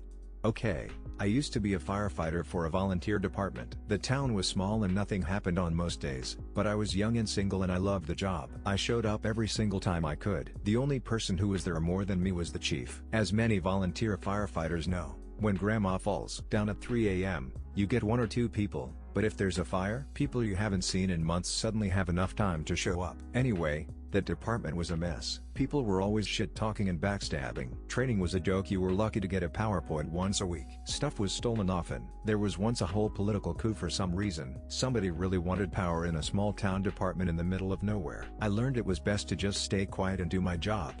And that was helped when I went to night shifts at my real job. I was working 12-hour shifts, sometimes 5 or 6 days a week. I still showed up to every run I could. But after 7 years there, I was just done with it all. Everything came to a head when I was scheduled 28 12-hour shifts out of a 30-day month. I was still the second most active member out of 30 people, but I wasn't kissing the appropriate asses, and the management kept trying to get me in trouble. They once threatened to fire me for not turning in some paperwork, and I had to point out that paperwork had been sitting in their mailbox for 3 days. They eventually decided to add a stupid new rule. You were now required to sit at the station for 40 unpaid hours a month. Not doing so could lead to discipline and termination. I didn't bother. I was about 24 shifts into the month, and I did not care about their dumb rule, but I realized that I could make it, so I left work, grabbed a change of clothes, and I went to the department. It was about noon, which was midnight to me since I worked nights. I tried to sleep on the rock-hard beds they provided. Not 30 minutes went by when the training officer kicked the door in and demanded that I get up and help with training. My role? I sat on a hose so it didn't move while somebody else practiced the pump controls. A sandbag could have done just as well. An hour later,